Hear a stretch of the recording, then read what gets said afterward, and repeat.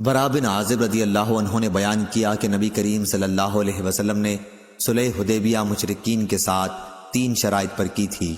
ایک یہ کہ مشرکین میں سے اگر کوئی آدمی حضرت صلی اللہ علیہ وسلم کے پاس آ جائے تو آپ اسے واپس کر دیں گے، لیکن اگر مسلمانوں میں سے کوئی مشرکین کے یہاں پناہ لے گا تو یہ لوگ ایسے شخص کو واپس نہیں کریں گے۔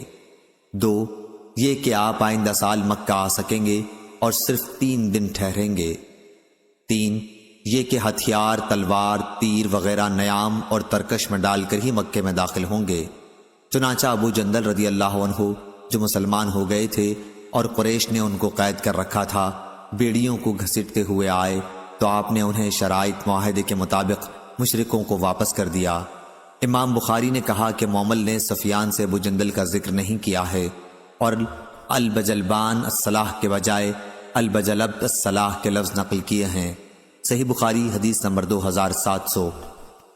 فلیح نے بیان کیا، ان سے نافع نے اور ان سے ابن عمر رضی اللہ عنہ نے کہ رسول کریم صلی اللہ علیہ وسلم عمرے کا احرام باندھ کر نکلے تو کفار قریش نے آپ کو بیت اللہ جانے سے روک دیا، اس لیے آپ نے قربانی کا جانور حدیبیہ میں ہی ذبح کر دیا اور سر بھی وہیں منڈوا لیا، اور کفار مکہ سے آپ نے اس شرط پر صلح کی تھی کہ آپ آئندہ سال عمرہ کر سکیں گے، تلواروں کے سوا اور کوئی ہتھیار ساتھ نہ لائیں گے اور وہ بھی نیام میں ہوں گی، اور قریش جتنے دن چاہیں گے اس سے زیادہ مکے میں نہ ٹھہر سکیں گے، یعنی 3 دن۔ چنانچہ حضرت صلی اللہ علیہ وسلم نے آئندہ سال عمرہ کیا اور شرائط کے مطابق آپ صلی اللہ علیہ وسلم مکے میں داخل ہوئے۔ پھر جب 3 دن گزر چکے تو قریش نے مکے سے چلے جانے کے لیے کہا اور آپ صلی اللہ علیہ وسلم وہاں سے واپس چلے آئے۔ صحیح بخاری حدیث نمبر 2701۔ یحییٰ نے بیان کیا، ان سے بشیر بن یسار نے اور ان سے سہل بن ابی حسمہ رضی اللہ عنہ نے بیان کیا کہ عبداللہ بن سہل اور محیصہ بن مسعود بن زید رضی اللہ عنہ خیبر گئے۔ خیبر کے یہودیوں سے مسلمانوں کی ان دنوں صلح تھی۔ صحیح بخاری حدیث نمبر 2702۔ حمید نے بیان کیا اور ان سے انس رضی اللہ عنہ نے بیان کیا کہ نضر کی بیٹی ربی رضی اللہ عنہا نے ایک لڑکی کے دانت توڑ دیے۔ اس پر لڑکی والوں نے تاوان مانگا اور ان لوگوں نے معافی چاہی، لیکن معاف کرنے سے انہوں نے انکار کیا۔ چنانچہ نبی کریم صلی اللہ علیہ وسلم کی خدمت میں حاضر ہوئے تو آپ نے بدلہ لینے کا حکم دیا، یعنی ان کا بھی دانت توڑ دیا جائے۔ انس بن نضر رضی اللہ عنہ نے عرض کیا، یا رسول اللہ صلی اللہ علیہ وسلم، ربی کا دانت کس طرح توڑا جا سکے گا؟ نہیں، اس ذات کی قسم جس نے آپ کو حق کے ساتھ مبعوث فرمایا ہے، اس کا دانت نہیں توڑا جائے گا۔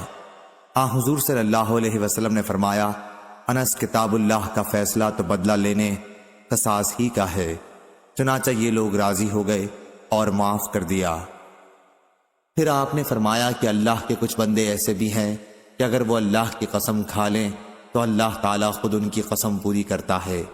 فزاری نے اپنی روایت میں حمید سے اور انہوں نے انس رضی اللہ عنہ سے یہ زیادتی نقل کی ہے کہ وہ لوگ راضی ہو گئے اور تاوان لے لیا۔ صحیح بخاری حدیث نمبر 2703۔ ابو موسیٰ نے بیان کیا کہ میں نے حضرت امام حسن بصری سے سنا، وہ بیان کرتے تھے کہ قسم اللہ کی، جب حسن بن علی رضی اللہ عنہ معاویہ رضی اللہ عنہ کے مقابلے میں پہاڑوں جیسا لشکر لے کر پہنچے تو عمرو بن عاص رضی اللہ عنہ نے کہا، جو امیر معاویہ رضی اللہ عنہ کے خاص مشیر تھے، کہ میں ایسا لشکر دیکھ رہا ہوں جو اپنے مقابل کو نیست و نابود کیے بغیر واپس نہ جائے گا۔ معاویہ رضی اللہ عنہ نے اس پر کہا، اور قسم اللہ کی، وہ ان دونوں اصحاب میں زیادہ اچھے تھے۔ کیا اے عمرو، اگر اس لشکر نے اس لشکر کو قتل کر دیا یا اس نے اس کو کر دیا تو اللہ تعالیٰ کی بارگاہ میں لوگوں کے امور کی جواب دہی کے لیے میرے ساتھ کون ذمہ داری لے گا؟ لوگوں کی بیوہ عورتوں کی خبرگیری کے سلسلے میں میرے ساتھ کون ذمہ دار ہوگا؟ لوگوں کی آل اولاد کے سلسلے میں میرے ساتھ کون ذمہ دار ہوگا؟ آخر معاویہ رضی اللہ عنہ نے حسن رضی اللہ عنہ کے یہاں قریش کی شاخ بنو عبد شمس کے 2 آدمی بھیجے، عبد الرحمن بن سمرہ اور عبداللہ بن عامر بن کریز۔ آپ نے ان دونوں سے فرمایا کہ حسن بن علی رضی اللہ عنہ کے یہاں جاؤ اور ان کے سامنے صلح پیش کرو، ان سے اس پر گفتگو کرو اور فیصلہ انہی کی مرضی پر چھوڑ دو۔ چنانچہ یہ لوگ آئے اور آپ سے گفتگو کی اور فیصلہ آپ ہی کی مرضی پر چھوڑ دیا۔ حسن بن علی رضی اللہ عنہ نے فرمایا، ہم بنو عبد المطلب کی اولاد ہیں اور ہم کو خلافت کی وجہ سے روپیہ پیسہ خرچ کرنے کی عادت ہو گئی ہے، اور ہمارے ساتھ یہ لوگ ہیں، یہ خون خرابہ کرنے میں طاق ہیں، بغیر روپیہ دیے ماننے والے نہیں۔ وہ کہنے لگے، حضرت امیر معاویہ رضی اللہ عنہ آپ کو اتنا روپیہ دینے پر راضی ہیں اور آپ سے صلح چاہتے ہیں، فیصلہ آپ کی مرضی پر چھوڑا ہے اور آپ سے پوچھا ہے۔ حضرت حسن رضی اللہ عنہ نے فرمایا کہ اس کی ذمہ داری کون لے گا؟ ان دونوں قاصدوں نے کہا کہ ہم اس کے ذمہ دار ہیں۔ حضرت حسن نے جس چیز کے متعلق بھی پوچھا تو انہوں نے یہی کہا کہ ہم اس کے ذمہ دار ہیں۔ آخر آپ نے صلح کر لی۔ پھر فرمایا کہ میں نے حضرت ابو بکر رضی اللہ عنہ سے سنا تھا، وہ بیان کرتے تھے کہ میں نے رسول اللہ صلی اللہ علیہ وسلم کو منبر پر یہ فرماتے سنا ہے، اور حسن بن علی رضی اللہ عنہ حضرت صلی اللہ علیہ وسلم کے پہلو میں تھے۔ آپ کبھی لوگوں کی طرف متوجہ ہوتے اور کبھی حسن رضی اللہ عنہ کی طرف، اور فرماتے کہ میرا یہ بیٹا سردار ہے اور شاید اس کے ذریعے اللہ تعالی مسلمانوں کے دو عظیم گروہوں میں صلح کرائے گا۔ امام بخاری نے کہا، مجھ سے علی بن عبداللہ مدینی نے بیان کیا کہ ہمارے نزدیک اس حدیث سے حسن بصری کا ابو بکر رضی اللہ عنہ سے سننا ثابت ہوا ہے۔ صحیح بخاری حدیث نمبر 2704۔ عبد الحمید نے بیان کیا، ان سے سلیمان بن ہلال نے، ان سے یحییٰ بن سعید نے، ان سے ابو الرجال محمد بن عبد الرحمن نے، ان سے ان کی والدہ عمرہ بنت عبد الرحمن نے بیان کیا کہ میں نے حضرت عائشہ رضی اللہ عنہا سے سنا، انہوں نے کہا کہ رسول اللہ صلی اللہ علیہ وسلم نے دروازے پر دو جھگڑا کرنے والوں کی آواز سنی جو بلند ہو گئی تھی۔ واقعہ یہ تھا کہ ایک آدمی دوسرے سے قرض میں کچھ کمی کرنے اور تقاضے میں کچھ نرمی برتنے کے لیے کہہ رہا تھا، اور دوسرا کہتا تھا کہ اللہ کی قسم میں یہ نہیں کروں گا۔ آخر رسول اللہ صلی اللہ علیہ وسلم ان کے پاس گئے اور فرمایا کہ اس بات پر اللہ کی قسم کھانے والے صاحب کہاں ہیں کہ وہ ایک اچھا کام نہیں کریں گے؟ ان صحابی نے عرض کیا، میں ہی ہوں یا رسول اللہ، اب میرا بھائی جو چاہتا ہے وہی مجھ کو بھی پسند ہے۔ صحیح بخاری حدیث نمبر 2705۔ اعرج نے بیان کیا کہ مجھ سے عبداللہ بن کعب بن مالک نے بیان کیا، اور ان سے کعب بن مالک رضی اللہ عنہ نے، کہ عبداللہ بن حضرت اسلمی رضی اللہ عنہ پر ان کا قرض تھا۔ ان سے ملاقات ہوئی تو انہوں نے ان کا پیچھا کیا، آخر تکرار میں دونوں کی آواز بلند ہو گئی۔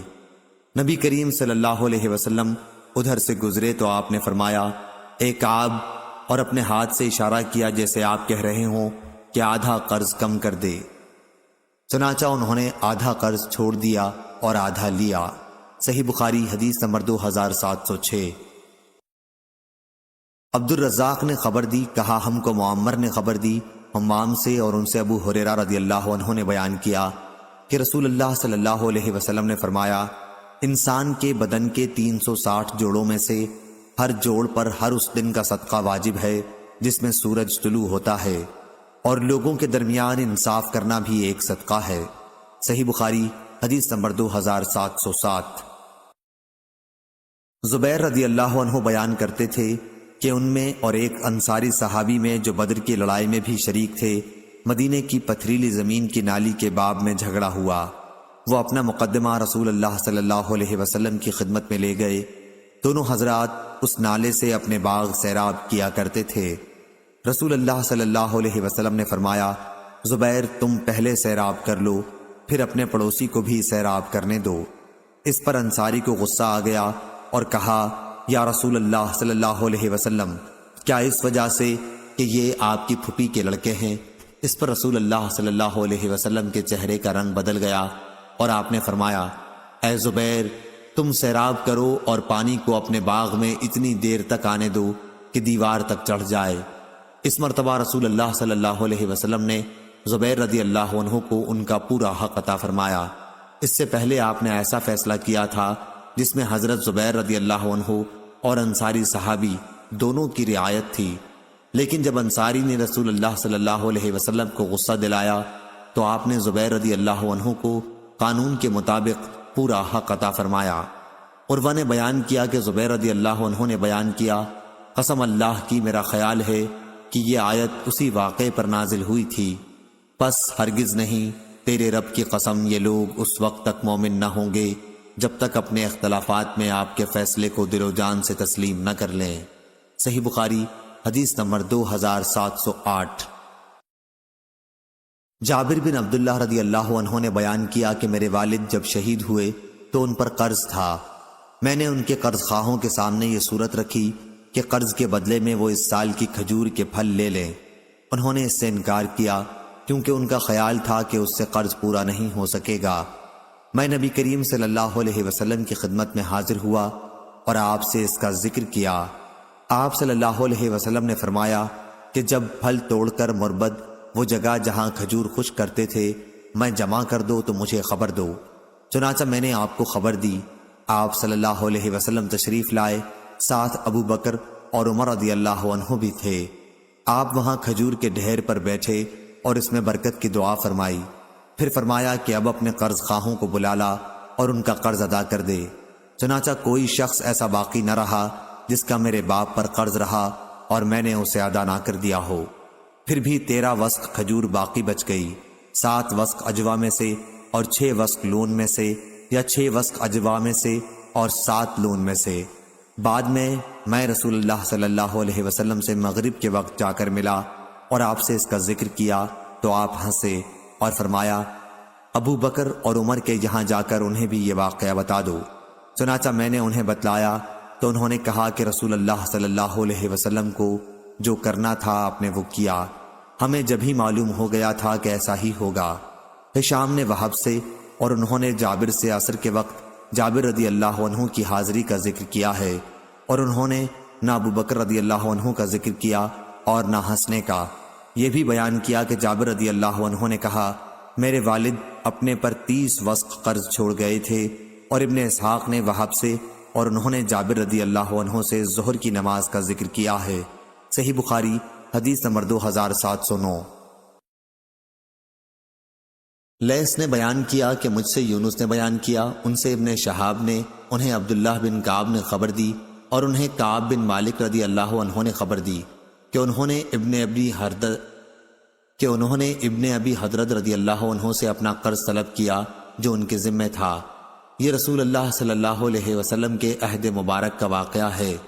مسجد کے اندر ان دونوں کی آواز اتنی بلند ہو گئی کہ رسول اللہ صلی اللہ علیہ وسلم نے بھی سنی۔ آپ اس وقت اپنے حجرے میں تشریف رکھتے تھے۔ چنانچہ آپ باہر آئے اور اپنے حجرے کا پردہ اٹھا کر کعب بن مالک رضی اللہ عنہ کو آواز دی۔ آپ نے پکارا اے کعب، انہوں نے کہا یا رسول اللہ میں حاضر ہوں۔ پھر آپ نے اپنے ہاتھ کے اشارے سے فرمایا کہ آدھا معاف کر دے۔ کعب رضی اللہ عنہ نے کہا کہ میں نے کر دیا یا رسول اللہ صلی اللہ علیہ وسلم۔ آپ نے ابن ابی حضرت رضی اللہ عنہ سے فرمایا کہ اب اٹھو اور قرض ادا کر دو۔ صحیح بخاری حدیث نمبر 2710۔ عروہ نے کہا کہ مجھے عائشہ رضی اللہ عنہا نے خبر دی کہ رسول کریم صلی اللہ علیہ وسلم ہجرت کرنے والی عورتوں کا اس آیت کی وجہ سے امتحان لیا کرتے تھے۔ اے مسلمانوں، جب تمہارے یہاں مسلمان عورتیں ہجرت کر کے آئیں تو تم ان کا امتحان لے لو، غفور الرحیم تک۔ عروہ نے کہا کہ حضرت عائشہ رضی اللہ عنہا نے کہا کہ ان عورتوں سے جو اس شرط کا اقرار کر لیتی تو رسول اللہ صلی اللہ علیہ وسلم فرماتے کہ میں نے تم سے بیعت کی۔ آپ صرف زبان سے بیعت کرتے تھے۔ قسم اللہ کی بیعت کرتے وقت آپ کے ہاتھ نے کسی بھی عورت کے ہاتھ کو کبھی نہیں چھوا، بلکہ آپ صرف زبان سے بیعت لیا کرتے تھے۔ صحیح بخاری حدیث نمبر 2713۔ زیاد بن علاقہ نے بیان کیا کہ میں نے جریر رضی اللہ عنہ سے سنا، آپ بیان کرتے تھے کہ میں نے رسول اللہ صلی اللہ علیہ وسلم سے بیعت کی تو آپ نے مجھ سے ہر مسلمان کے ساتھ خیر خواہی کرنے کی شرط پر بیعت کی تھی۔ صحیح بخاری حدیث نمبر 2714۔ اسماعیل نے بیان کیا، ان سے قیس بن ابی حازم نے اور ان سے جریر بن عبداللہ رضی اللہ عنہ نے بیان کیا کہ رسول اللہ صلی اللہ علیہ وسلم سے میں نے نماز قائم کرنے، زکوٰۃ ادا کرنے اور ہر مسلمان کے ساتھ خیر خواہی کرنے کی شرطوں کے ساتھ بیعت کی تھی۔ صحیح بخاری حدیث نمبر 2715۔ امام مالک نے خبر دی، انہیں نافع نے اور انہیں عبداللہ بن عمر رضی اللہ عنہ نے، کہ رسول اللہ صلی اللہ علیہ وسلم نے فرمایا، جس نے کوئی ایسا کھجور کا باغ بیچا جس کی پیوند کاری ہو چکی تھی تو اس کا پھل اس سال کے بیچنے والے ہی کا ہوگا، ہاں اگر خریدار شرط لگا دے تو پھل سمیت بائے سمجھی جائے گی۔ صحیح بخاری حدیث نمبر 2716۔ لیث نے بیان کیا، ان سے ابن شہاب نے، ان سے عروہ نے، اور انہیں عائشہ رضی اللہ عنہا نے خبر دی کہ بریرہ عائشہ رضی اللہ عنہا کے یہاں اپنے مکاتبت کے بارے میں ان سے مدد لینے کے لیے آئیں۔ انہوں نے ابھی تک اس معاملے میں اپنے مالکوں کو کچھ نہیں دیا تھا۔ عائشہ رضی اللہ عنہا نے ان سے فرمایا کہ اپنے مالکوں کے یہاں جا کر ان سے دریافت کرو، اگر وہ یہ صورت پسند کریں کہ تمہاری مکاتبت کی ساری رقم میں ادا کر دوں اور تمہاری ولا میرے ساتھ قائم ہو جائے تو میں ایسا کر سکتی ہوں۔ بریرہ نے اس کا تذکرہ جب اپنے مالکوں کے سامنے کیا تو انہوں نے انکار کیا اور کہا کہ وہ عائشہ رضی اللہ عنہا اگر چاہیں تو یہ کار ثواب تمہارے ساتھ کر سکتی ہیں، لیکن ولا تو ہمارے ہی ساتھ قائم ہوگی۔ عائشہ رضی اللہ عنہا نے اس کا ذکر رسول اللہ صلی اللہ علیہ وسلم سے کیا تو آپ نے ان سے فرمایا کہ تم انہیں خرید کر آزاد کر دو، ولا تو بہرحال اسی کے ساتھ قائم ہوتی ہے جو آزاد کر دے۔ صحیح بخاری حدیث نمبر 2717۔ زکریا نے بیان کیا، کہا کہ میں نے عامر سے سنا، انہوں نے بیان کیا کہ مجھ سے جابر رضی اللہ عنہ نے بیان کیا کہ وہ ایک غزوہ کے موقع پر اپنے اونٹ پر سوار آ رہے تھے۔ اونٹ تھک گیا تھا، حضور اکرم صلی اللہ علیہ وسلم کا ادھر سے گزر ہوا تو آپ نے اونٹ کو ایک ضرب لگائی اور اس کے حق میں دعا فرمائی، چنانچہ اونٹ اتنی تیزی سے چلنے لگا کہ کبھی اس طرح نہیں چلا تھا۔ پھر آپ نے فرمایا کہ اسے ایک اوقیہ میں مجھے بیچ دو۔ میں نے انکار کیا، مگر آپ کے اصرار پر پھر میں نے آپ کے ہاتھ پر بیچ دیا، لیکن اپنے گھر تک اس پر سواری کو مستثنی کرا لیا۔ پھر جب ہم مدینہ پہنچ گئے تو میں نے اونٹ آپ کو پیش کر دیا اور آپ نے اس کی قیمت بھی ادا کر دی، لیکن جب میں واپس ہونے لگا تو میرے پیچھے ایک صاحب کو مجھے بلانے کے لیے بھیجا۔ میں حاضر ہوا تو آپ نے فرمایا کہ میں تمہارا اونٹ کوئی لے تھوڑا ہی رہا تھا، اپنا اونٹ لے جاؤ، یہ تمہارا ہی مال ہے، اور قیمت واپس نہیں لی۔ شعبہ نے مغیرہ کے واسطے سے بیان کیا، ان سے عامر نے اور ان سے جابر رضی اللہ عنہ نے بیان کیا کہ رسول اللہ صلی اللہ علیہ وسلم نے مدینہ تک اونٹ پر مجھے سوار ہونے کی اجازت دی تھی۔ اسحاق نے جریر سے بیان کیا اور ان سے مغیرہ نے کہ جابر رضی اللہ عنہ نے فرمایا تھا، پس میں نے اونٹ اس شرط پر بیچ دیا کہ مدینہ پہنچنے تک اس پر میں سوار رہوں گا۔ عطا وغیرہ نے بیان کیا کہ رسول اللہ صلی اللہ علیہ وسلم نے فرمایا تھا، اس پر مدینے تک کی سواری تمہاری ہے۔ محمد بن منقدر نے جابر رضی اللہ عنہ سے بیان کیا کہ انہوں نے مدینہ تک سواری کی شرط لگائی تھی۔ زید بن اسلم نے جابر رضی اللہ عنہ کے واسطے سے بیان کیا کہ رسول اللہ صلی اللہ علیہ وسلم نے فرمایا تھا، مدینے تک اس پر تم ہی رہو گے۔ ابو زبیر نے جابر رضی اللہ عنہ سے بیان کیا کہ مدینے تک کی سواری کی حضور صلی اللہ علیہ وسلم نے مجھے اجازت دی تھی۔ عامش نے سالم سے بیان کیا اور ان سے جابر رضی اللہ عنہ نے کہ رسول اللہ صلی اللہ علیہ وسلم نے فرمایا، اپنے گھر تک تم اسی پر سوار ہو کے جاؤ۔ عبید اللہ اور ابن اسحاق نے وہب سے بیان کیا اور ان سے جابر رضی اللہ عنہ نے کہ اونٹ کو رسول اللہ صلی اللہ علیہ وسلم نے ایک اوقیہ میں خریدا تھا۔ اس روایت کی مطابقت زید بن اسلم نے جابر رضی اللہ عنہ سے کی ہے۔ ابن جریج نے عطا وغیرہ سے بیان کیا اور ان سے جابر رضی اللہ عنہ نے کہ نبی کریم صلی اللہ علیہ وسلم نے فرمایا تھا، میں تمہارا یہ اونٹ 4 دینار میں لیتا ہوں، اس حساب سے کہ 1 دینار 10 درہم کا ہوتا ہے، 4 دینار کا ایک اوقیہ ہوگا۔ مغیرہ نے شعبی کے واسطے سے اور انہوں نے جابر رضی اللہ عنہ سے ان کی روایت میں، اور اسی طرح ابن المنقدر اور ابو زبیر نے جابر رضی اللہ عنہ سے اپنی روایت میں قیمت کا ذکر نہیں کیا ہے۔ عامش نے سالم سے اور انہوں نے جابر رضی اللہ عنہ سے اپنی روایت میں 1 اوقیہ سونے کی وضاحت کی ہے۔ ابو اسحاق نے سالم سے اور انہوں نے جابر رضی اللہ عنہ سے اپنی روایت میں 200 درہم بیان کیے ہیں، اور داؤد بن قیس نے بیان کیا، ان سے عبید اللہ بن مقسم نے اور ان سے جابر رضی اللہ عنہ نے کہ حضرت صلی اللہ علیہ وسلم نے اونٹ تبوک کے راستے میں غزوہ سے واپس ہوتے ہوئے خریدا تھا۔ میرا خیال ہے کہ انہوں نے کہا کہ 4 اوقیہ میں خریدا تھا۔ ابو نضرہ نے جابر رضی اللہ عنہ سے روایت میں بیان کیا کہ 20 دینار میں خریدا تھا۔ شعبی کے بیان کے مطابق 1 اوقیہ ہی زیادہ روایتوں میں ہے۔ اسی طرح شرط لگانا بھی زیادہ روایتوں سے ثابت ہے، اور میرے نزدیک صحیح بھی یہی ہے۔ یہ ابو عبداللہ امام بخاری رحمہ اللہ نے فرمایا۔ صحیح بخاری حدیث نمبر 2718۔ ابو زناد نے بیان کیا، ان سے اعرج نے اور ان سے ابو ہریرہ رضی اللہ عنہ نے بیان کیا کہ انصار رضوان اللہ علیہم نے نبی کریم صلی اللہ علیہ وسلم کے سامنے مواخات کے بعد یہ پیشکش کی کہ ہمارے کھجور کے باغات آپ ہم میں اور ہمارے بھائیوں مہاجرین میں تقسیم فرما دیں، لیکن آن حضرت صلی اللہ علیہ وسلم نے فرمایا کہ نہیں۔ اس پر انصار نے مہاجرین سے کہا کہ آپ لوگ ہمارے باغوں کے کام کر دیا کریں اور ہمارے ساتھ پھل میں شریک ہو جائیں۔ مہاجرین نے کہا کہ ہم نے سن لیا اور ہم ایسا ہی کریں گے۔ صحیح بخاری حدیث نمبر 2719۔ جریر بن اسما نے بیان کیا، ان سے نافع نے اور ان سے عبداللہ رضی اللہ عنہ نے کہ رسول اللہ صلی اللہ علیہ وسلم نے خیبر کی زمین یہودیوں کو اس شرط پر دی تھی کہ اس میں کام کریں اور اسے بوئیں تو آدھی پیداوار انہیں دی جایا کرے گی۔ صحیح بخاری حدیث نمبر 2720۔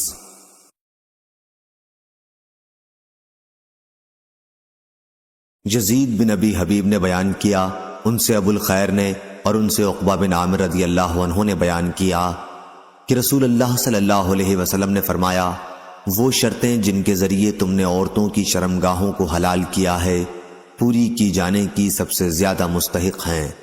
صحیح بخاری حدیث نمبر 2721۔ یحییٰ بن سعید نے بیان کیا، کہا کہ میں نے حنظلہ زرقی سے سنا، انہوں نے کہا کہ میں نے رافع بن خدیج رضی اللہ عنہ سے سنا، آپ بیان کرتے تھے کہ ہم اکثر انصار کاشتکاری کیا کرتے تھے اور ہم زمین بٹائی پر دیتے تھے۔ اکثر ایسا ہوتا کہ کسی کھیت کے ایک ٹکڑے میں پیداوار زیادہ ہوتی اور دوسرے میں نہ ہوتی، اس لیے ہمیں اس سے منع کر دیا گیا، لیکن چاندی، روپے وغیرہ کے لگان سے منع نہیں کیا گیا۔ صحیح بخاری حدیث نمبر 2722۔ معمر نے بیان کیا، ان سے زاہری نے، ان سے سعید نے اور ان سے ابو ہریرہ رضی اللہ عنہ نے کہ نبی کریم صلی اللہ علیہ وسلم نے فرمایا، کوئی شہری کسی دیہاتی کا مال تجارت نہ بیچے، کوئی شخص نجش نہ کرے اور نہ اپنے بھائی کی لگائی ہوئی قیمت پر بھاؤ بڑھائے، نہ کوئی شخص اپنے کسی بھائی کے پیغام نکاح کی موجودگی میں اپنا پیغام بھیجے، اور نہ کوئی عورت کسی مرد سے اپنی بہن کی طلاق کا مطالبہ کرے جو اس مرد کے نکاح میں ہو، تاکہ اس طرح اس کا حصہ بھی خود لے لے۔ صحیح بخاری حدیث نمبر 2723۔ عبد الواحد بن ایمن مکی نے بیان کیا، ان سے ان کے باپ نے بیان کیا کہ میں عائشہ رضی اللہ عنہا کی خدمت میں حاضر ہوا تو آپ نے بتلایا کہ بریرہ رضی اللہ عنہا میرے یہاں آئیں، انہوں نے کتابت کا معاملہ کر لیا تھا۔ مجھ سے کہنے لگیں کہ اے ام المومنین، مجھے آپ خرید لیں کیونکہ میرے مالک مجھے بیچنے پر آمادہ ہیں، پھر آپ مجھے آزاد کر دینا۔ حضرت عائشہ رضی اللہ عنہا نے فرمایا کہ ہاں میں ایسا کر لوں گی، لیکن بریرہ رضی اللہ عنہا نے پھر کہا کہ میرے مالک مجھے اسی وقت بیچیں گے جب وہ ولا کی شرط اپنے لیے لگا لیں۔ اس پر عائشہ رضی اللہ عنہا نے فرمایا کہ پھر مجھے ضرورت نہیں ہے۔ جب نبی کریم صلی اللہ علیہ وسلم نے سنا یا آپ کو معلوم ہوا، راوی کو شبہ تھا، تو آپ نے فرمایا کہ بریرہ رضی اللہ عنہا کا کیا معاملہ ہے، تم انہیں خرید کر آزاد کر دو، وہ لوگ جو چاہیں شرط لگا لیں۔ حضرت عائشہ رضی اللہ عنہا نے کہا کہ میں نے بریرہ رضی اللہ عنہا کو خرید کر آزاد کر دیا اور اس کے مالک نے ولا کی شرط اپنے لیے محفوظ رکھی۔ آن حضرت صلی اللہ علیہ وسلم نے یہی فرمایا کہ ولا اسی کے ساتھ ثابت ہوتی ہے جو آزاد کرے، دوسرے جو چاہیں شرطیں لگاتے رہیں۔ صحیح بخاری حدیث نمبر 2726۔ محمد بن عرورہ نے بیان کیا، کہا ہم سے شعبہ نے، ان سے عدی بن ثابت نے، ان سے ابو حازم نے اور ان سے ابو ہریرہ رضی اللہ عنہ نے کہ رسول اللہ صلی اللہ علیہ وسلم نے تجارتی قافلوں کی پیشوائی سے منع فرمایا تھا، اور اس سے بھی کہ کوئی شہری کسی دیہاتی کا سامان تجارت بیچے، اور اس سے بھی کہ کوئی عورت اپنی دینی یا نسبی بہن کے طلاق کی شرط لگائے، اور اس سے کہ کوئی اپنے کسی بھائی کے بھاؤ پر بھاؤ لگائے، اسی طرح آپ نے نجش اور تسریہ سے بھی منع فرمایا۔ محمد بن عرورہ کے ساتھ اس حدیث کو معاذ بن معاذ اور عبدالصمد بن عبد الوارث نے بھی شعبہ سے روایت کیا ہے، اور غندر اور عبد الرحمن بن مہدی نے یوں کہا کہ ممانعت کی گئی تھی مجہول کے صیغے کے ساتھ۔ آدم بن ابی ایاس نے یوں کہا کہ ہمیں منع کیا گیا تھا۔ نظر اور حجاج بن منحال نے یوں کہا کہ منع کیا تھا رسول اللہ صلی اللہ علیہ وسلم نے۔ صحیح بخاری حدیث نمبر 2727۔ عمرو بن دینار نے خبر دی سعید بن جبیر سے، اور ان میں ایک دوسرے سے زیادہ بیان کرتا ہے۔ ابن جریج نے کہا مجھ سے یہ حدیث یعلی اور عمرو کے سوا اوروں نے بھی بیان کی۔ وہ سعید بن جبیر سے روایت کرتے ہیں کہ ہم ابن عباس رضی اللہ عنہ کی خدمت میں حاضر تھے۔ انہوں نے کہا کہ مجھ سے ابی بن کعب رضی اللہ عنہ نے بیان کیا۔ انہوں نے کہا کہ رسول اللہ صلی اللہ علیہ وسلم نے فرمایا، خضر سے جو جا کر ملے تھے وہ موسیٰ علیہ السلام تھے۔ پھر آخر تک حدیث بیان کی کہ خضر علیہ السلام نے موسیٰ علیہ السلام سے کہا، کیا میں آپ کو پہلے ہی نہیں بتا چکا تھا کہ آپ میرے ساتھ صبر نہیں کر سکتے؟ موسیٰ علیہ السلام کی طرف سے پہلا سوال تو بھول کر ہوا تھا، بیچ کا شرط کے طور پر، اور تیسرا جان بوجھ کر ہوا تھا۔ آپ نے خضر علیہ السلام سے کہا تھا کہ میں جس کو بھول گیا آپ اس میں مجھ سے مواخذہ نہ کیجیے اور نہ میرا کام مشکل بناؤ۔ دونوں کو ایک لڑکا ملا جسے خضر علیہ السلام نے قتل کر دیا۔ پھر وہ آگے بڑھے تو انہیں ایک دیوار ملی جو گرنے والی تھی، لیکن خضر نے اسے درست کر دیا۔ ابن عباس رضی اللہ عنہ نے وراءہم ملک کے بجائے امامہم ملک پڑھا ہے۔ صحیح بخاری حدیث نمبر 2728۔ امام مالک نے بیان کیا، انہوں نے ہشام بن عروہ سے، ان سے ان کے والد نے، اور ان سے عائشہ رضی اللہ عنہا نے بیان کیا کہ میرے پاس بریرہ رضی اللہ عنہا آئیں اور کہنے لگیں کہ میں نے اپنے مالک سے 9 اوقیہ چاندی پر مکاتبت کر لی ہے، ہر سال 1 اوقیہ دینا ہوگا، آپ بھی میری مدد کیجیے۔ عائشہ رضی اللہ عنہا نے فرمایا کہ اگر تمہارے مالک چاہیں تو میں ایک دم انہیں اتنی قیمت ادا کر سکتی ہوں، لیکن تمہاری ولا میرے ساتھ قائم ہوگی۔ بریرہ رضی اللہ عنہا اپنے مالکوں کے یہاں گئیں اور ان سے اس صورت کا ذکر کیا، لیکن انہوں نے ولا کے لیے انکار کیا۔ جب وہ ان کے یہاں سے واپس ہوئیں تو رسول اللہ صلی اللہ علیہ وسلم بھی تشریف فرما تھے۔ انہوں نے کہا کہ میں نے اپنے مالکوں کے سامنے یہ صورت رکھی تھی، لیکن وہ کہتے تھے کہ ولا انہی کے ساتھ قائم رہے گی۔ نبی کریم صلی اللہ علیہ وسلم نے بھی یہ بات سنی، اور حضرت عائشہ رضی اللہ عنہا نے آپ کو صورتحال سے آگاہ کیا۔ آپ نے فرمایا کہ تو انہیں خرید لے اور انہیں ولا کی شرط لگانے دے، ولا تو اسی کے ساتھ قائم ہو سکتی ہے جو آزاد کرے۔ چنانچہ عائشہ رضی اللہ عنہا نے ایسا ہی کیا۔ پھر رسول اللہ صلی اللہ علیہ وسلم صحابہ میں گئے اور اللہ تعالیٰ کی حمد و ثنا کے بعد فرمایا کہ کچھ لوگوں کو کیا ہو گیا ہے کہ وہ ایسی شرطیں لگاتے ہیں جن کا کوئی پتہ کتاب اللہ میں نہیں ہے۔ ایسی کوئی بھی شرط جس کا پتہ کتاب اللہ میں نہ ہو باطل ہے، خواہ 100 شرطیں کیوں نہ لگا لی جائیں۔ اللہ کا فیصلہ ہی حق ہے اور اللہ کی شرطیں ہی پائیدار ہیں، اور ولا تو اسی کو ملے گی جو آزاد کرے گا۔ صحیح بخاری حدیث نمبر 2729۔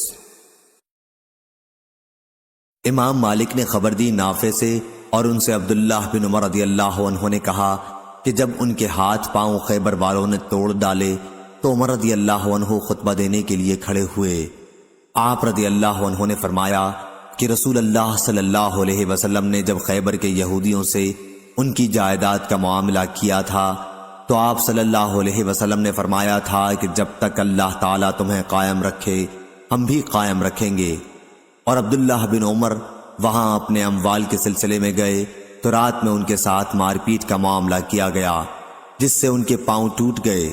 خیبر میں ان کے سوا اور کوئی ہمارا دشمن نہیں، وہی ہمارے دشمن ہیں، اور انہی پر ہمیں شبہ ہے، اس لیے میں انہیں جلا وطن کر دینا ہی مناسب جانتا ہوں۔ جب عمر رضی اللہ عنہ نے اس کا پختہ ارادہ کر لیا تو بنو ابی حقیق، ایک یہودی خاندان کا ایک شخص تھا، آیا اور کہا، یا امیر المومنین، کیا آپ ہمیں جلا وطن کر دیں گے؟ حالانکہ محمد صلی اللہ علیہ وسلم نے ہمیں یہاں باقی رکھا تھا اور ہم سے جائیداد کا ایک معاملہ بھی کیا تھا، اور اس کی ہمیں خیبر میں رہنے دینے کی شرط بھی آپ نے لگائی تھی۔ عمر رضی اللہ عنہ نے اس پر فرمایا کیا تم یہ سمجھتے ہو کہ میں رسول اللہ صلی اللہ علیہ وسلم کا فرمان بھول گیا ہوں؟ جب حضور صلی اللہ علیہ وسلم نے کہا تھا کہ تمہارا کیا حال ہوگا جب تم خیبر سے نکالے جاؤ گے اور تمہارے اونٹ تمہیں راتوں رات لیے پھریں گے، اس نے کہا یہ تو ابو القاسم حضور صلی اللہ علیہ وسلم کا ایک مذاق تھا۔ عمر رضی اللہ عنہ نے فرمایا خدا کے دشمن، تم نے جھوٹی بات کہی۔ چنانچہ عمر رضی اللہ عنہ نے انہیں شہر بدر کر دیا اور ان کے پھلوں کی کچھ نقد قیمت، کچھ مال اور اونٹ اور دوسرے سامان یعنی کجاوے اور رسیوں کی صورت میں ادا کر دی۔ اس کی روایت حماد بن سلمہ نے عبید اللہ سے نقل کی ہے، جیسا کہ مجھے یقین ہے، نافع سے، اور انہوں نے ابن عمر رضی اللہ عنہ سے، اور انہوں نے عمر رضی اللہ عنہ سے، اور انہوں نے نبی کریم صلی اللہ علیہ وسلم سے مختصر طور پر۔ صحیح بخاری حدیث نمبر 2730۔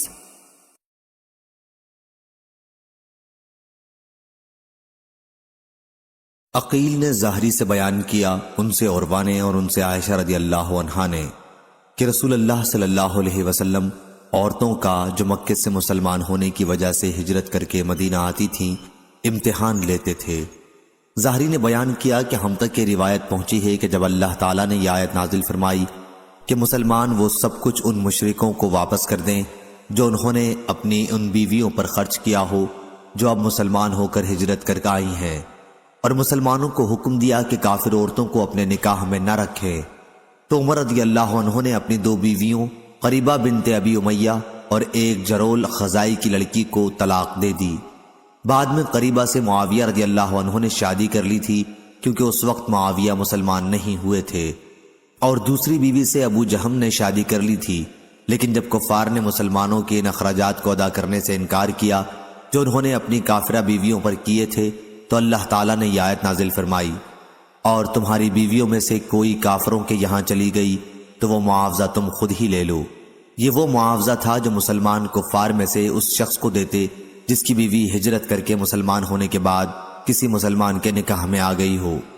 پس اللہ نے اب یہ حکم دیا کہ جس مسلمان کی بیوی مرتد ہو کر کفار کے یہاں چلی جائے، اس کے مہر و نفقہ کے اخراجات ان کفار کی عورتوں کے مہر سے ادا کر دیے جائیں جو ہجرت کر کے آ گئی ہیں، اور کسی مسلمان نے ان سے نکاح کر لیا ہے، اگرچہ ہمارے پاس اس کا کوئی ثبوت نہیں کہ کوئی مہاجرہ بھی ایمان کے بعد مرتد ہوئی ہوں، اور ہمیں یہ روایت بھی معلوم ہوئی کہ ابو بصیر بن اسید ثقفی رضی اللہ عنہ جب نبی کریم صلی اللہ علیہ وسلم کی خدمت میں مومن و مہاجر کی حیثیت سے معاہدے کی مدت کے اندر ہی حاضر ہوئے، تو اخنس بن شریق نے نبی کریم صلی اللہ علیہ وسلم کو ایک تحریر لکھی جس میں اس نے ابو بصیر رضی اللہ عنہ کی واپسی کا مطالبہ آپ سے کیا تھا۔ پھر انہوں نے حدیث پوری بیان کی۔ صحیح بخاری حدیث نمبر 2733۔ عبد الرحمن بن حرمز نے بیان کیا، ان سے ابو ہریرہ رضی اللہ عنہ نے بیان کیا کہ رسول اللہ صلی اللہ علیہ وسلم نے ایک شخص کا ذکر کیا جنہوں نے بنی اسرائیل کے کسی دوسرے شخص سے 1000 اشرفی قرض مانگا اور اس نے ایک مقررہ مدت تک کے لیے دے دیا، اور عبداللہ بن عمر اور عطا بن ابی رباح رضی اللہ عنہ نے کہا کہ اگر قرض کی ادائیگی کے لیے کوئی مدت مقرر کی جائے تو یہ جائز ہے۔ صحیح بخاری حدیث نمبر 2734۔ سفیان بن آئینہ نے بیان کیا یحییٰ بن سعید انصاری سے، ان سے عمرہ نے اور ان سے عائشہ رضی اللہ عنہا نے بیان کیا کہ بریرہ رضی اللہ عنہا اپنی مکاتبت کے سلسلے میں ان سے مدد مانگنے آئیں، تو انہوں نے کہا کہ اگر تم چاہو تمہارے مالکوں کو پوری قیمت دے دوں اور تمہاری ولا میرے ساتھ قائم ہوگی۔ پھر جب رسول اللہ صلی اللہ علیہ وسلم تشریف لائے تو آپ سے میں نے اس کا ذکر کیا۔ آپ نے فرمایا انہیں تو خرید لے اور آزاد کر دے، ولا تو بہرحال اسی کے ساتھ قائم ہوگی جو آزاد کر دے۔ پھر رسول اللہ صلی اللہ علیہ وسلم منبر پر تشریف لائے اور فرمایا ان لوگوں کو کیا ہو گیا ہے جو ایسی شرطیں لگاتے ہیں جن کا کوئی پتہ کتاب اللہ میں نہیں ہے۔ جس نے بھی کوئی ایسی شرط لگائی جس کا پتہ کتاب اللہ میں نہ ہو تو خواہ ایسی 100 شرطیں لگا لے، ان سے کچھ فائدہ نہ اٹھائے گا۔ صحیح بخاری حدیث نمبر 2735۔ ابو زناد نے بیان کیا، ان سے اعرج نے اور ان سے ابو ہریرہ رضی اللہ عنہ نے کہ رسول اللہ صلی اللہ علیہ وسلم نے فرمایا اللہ تعالیٰ کے 99 نام ہیں، یعنی 1 کم 100۔ جو شخص ان سب کو محفوظ رکھے گا وہ جنت میں داخل ہوگا۔ صحیح بخاری حدیث نمبر 2736۔ نافع نے خبر دی انہیں ابن عمر رضی اللہ عنہ نے کہ عمر بن خطاب رضی اللہ عنہ کو خیبر میں ایک قطع زمین ملی، تو آپ رسول اللہ صلی اللہ علیہ وسلم کی خدمت میں مشورے کے لیے حاضر ہوئے اور عرض کیا، یا رسول اللہ، مجھے خیبر میں ایک زمین کا ٹکڑا ملا ہے، اس سے بہتر مال مجھے اب تک کبھی نہیں ملا تھا، آپ اس کے متعلق کیا حکم فرماتے ہیں؟ آپ نے فرمایا کہ اگر جی چاہے تو اصل زمین میں اپنی ملکیت میں باقی رکھ اور پیداوار صدقہ کر دے۔ ابن عمر رضی اللہ عنہ نے بیان کیا کہ پھر عمر رضی اللہ عنہ نے اس کو اس شرط کے ساتھ صدقہ کر دیا کہ نہ اسے بیچا جائے گا، نہ اس کا ہبہ کیا جائے گا، اور نہ اس میں وراثت چلے گی۔ اسے آپ نے محتاجوں کے لیے، رشتہ داروں کے لیے اور غلام آزاد کرانے کے لیے، اللہ کے دین کی تبلیغ اور اشاعت کے لیے اور مہمانوں کے لیے صدقہ وقف کر دیا، اور یہ کہ اس کا متولی اگر دستور کے مطابق اس میں سے اپنی ضرورت کے مطابق وصول کر لے یا کسی محتاج کو دے دے تو اس پر کوئی الزام نہیں۔ ابن عون نے بیان کیا کہ جب میں نے اس حدیث کا ذکر ابن سیرین سے کیا تو انہوں نے فرمایا کہ متولی اس میں سے مال جمع کرنے کا ارادہ نہ رکھتا ہو۔ صحیح بخاری حدیث نمبر 2737۔ امام مالک نے خبر دی نافع سے، وہ عبداللہ بن عمر رضی اللہ عنہ سے کہ رسول اللہ صلی اللہ علیہ وسلم نے فرمایا، کسی مسلمان کے لیے جن کے پاس وصیت کے قابل کوئی بھی مال ہو درست نہیں کہ 2 رات بھی وصیت کو لکھ کر اپنے پاس محفوظ رکھے بغیر گزارے۔ امام مالک کے ساتھ اس روایت کی مطابقت محمد بن مسلم نے عمر بن دینار سے کی ہے، انہوں نے ابن عمر رضی اللہ عنہ سے اور انہوں نے نبی کریم صلی اللہ علیہ وسلم سے روایت کی ہے۔ صحیح بخاری حدیث نمبر 2738۔ اسحاق نے عمر بن عبداللہ سے بیان کیا اور ان سے رسول اللہ صلی اللہ علیہ وسلم کے نسبتی بھائی عمر بن حارث رضی اللہ عنہ نے، جو جویریہ بنت حارث رضی اللہ عنہا ام المومنین کے بھائی ہیں، بیان کیا کہ رسول اللہ صلی اللہ علیہ وسلم نے اپنی وفات کے بعد سوائے اپنے سفید خچر، اپنے ہتھیار اور اپنی زمین کے جسے آپ صلی اللہ علیہ وسلم وقف کر گئے تھے، نہ کوئی درہم چھوڑا تھا، نہ دینار، نہ غلام، نہ باندی اور نہ کوئی چیز۔ صحیح بخاری حدیث نمبر 2739۔ طلحہ بن مصرف نے بیان کیا، انہوں نے بیان کیا کہ میں نے عبداللہ بن ابی اوفر رضی اللہ عنہ سے سوال کیا کہ رسول اللہ صلی اللہ علیہ وسلم نے کوئی وصیت کی تھی؟ انہوں نے کہا کہ نہیں۔ اس پر میں نے پوچھا کہ پھر وصیت کس طرح لوگوں پر فرض ہوئی؟ یا راوی نے اس طرح بیان کیا کہ لوگوں کو وصیت کا حکم کیوں کر دیا گیا؟ انہوں نے کہا کہ آن حضرت صلی اللہ علیہ وسلم نے لوگوں کو کتاب اللہ پر عمل کرنے کی وصیت کی تھی، اور کتاب اللہ میں وصیت کرنے کے لیے حکم موجود ہے۔ صحیح بخاری حدیث نمبر 2740۔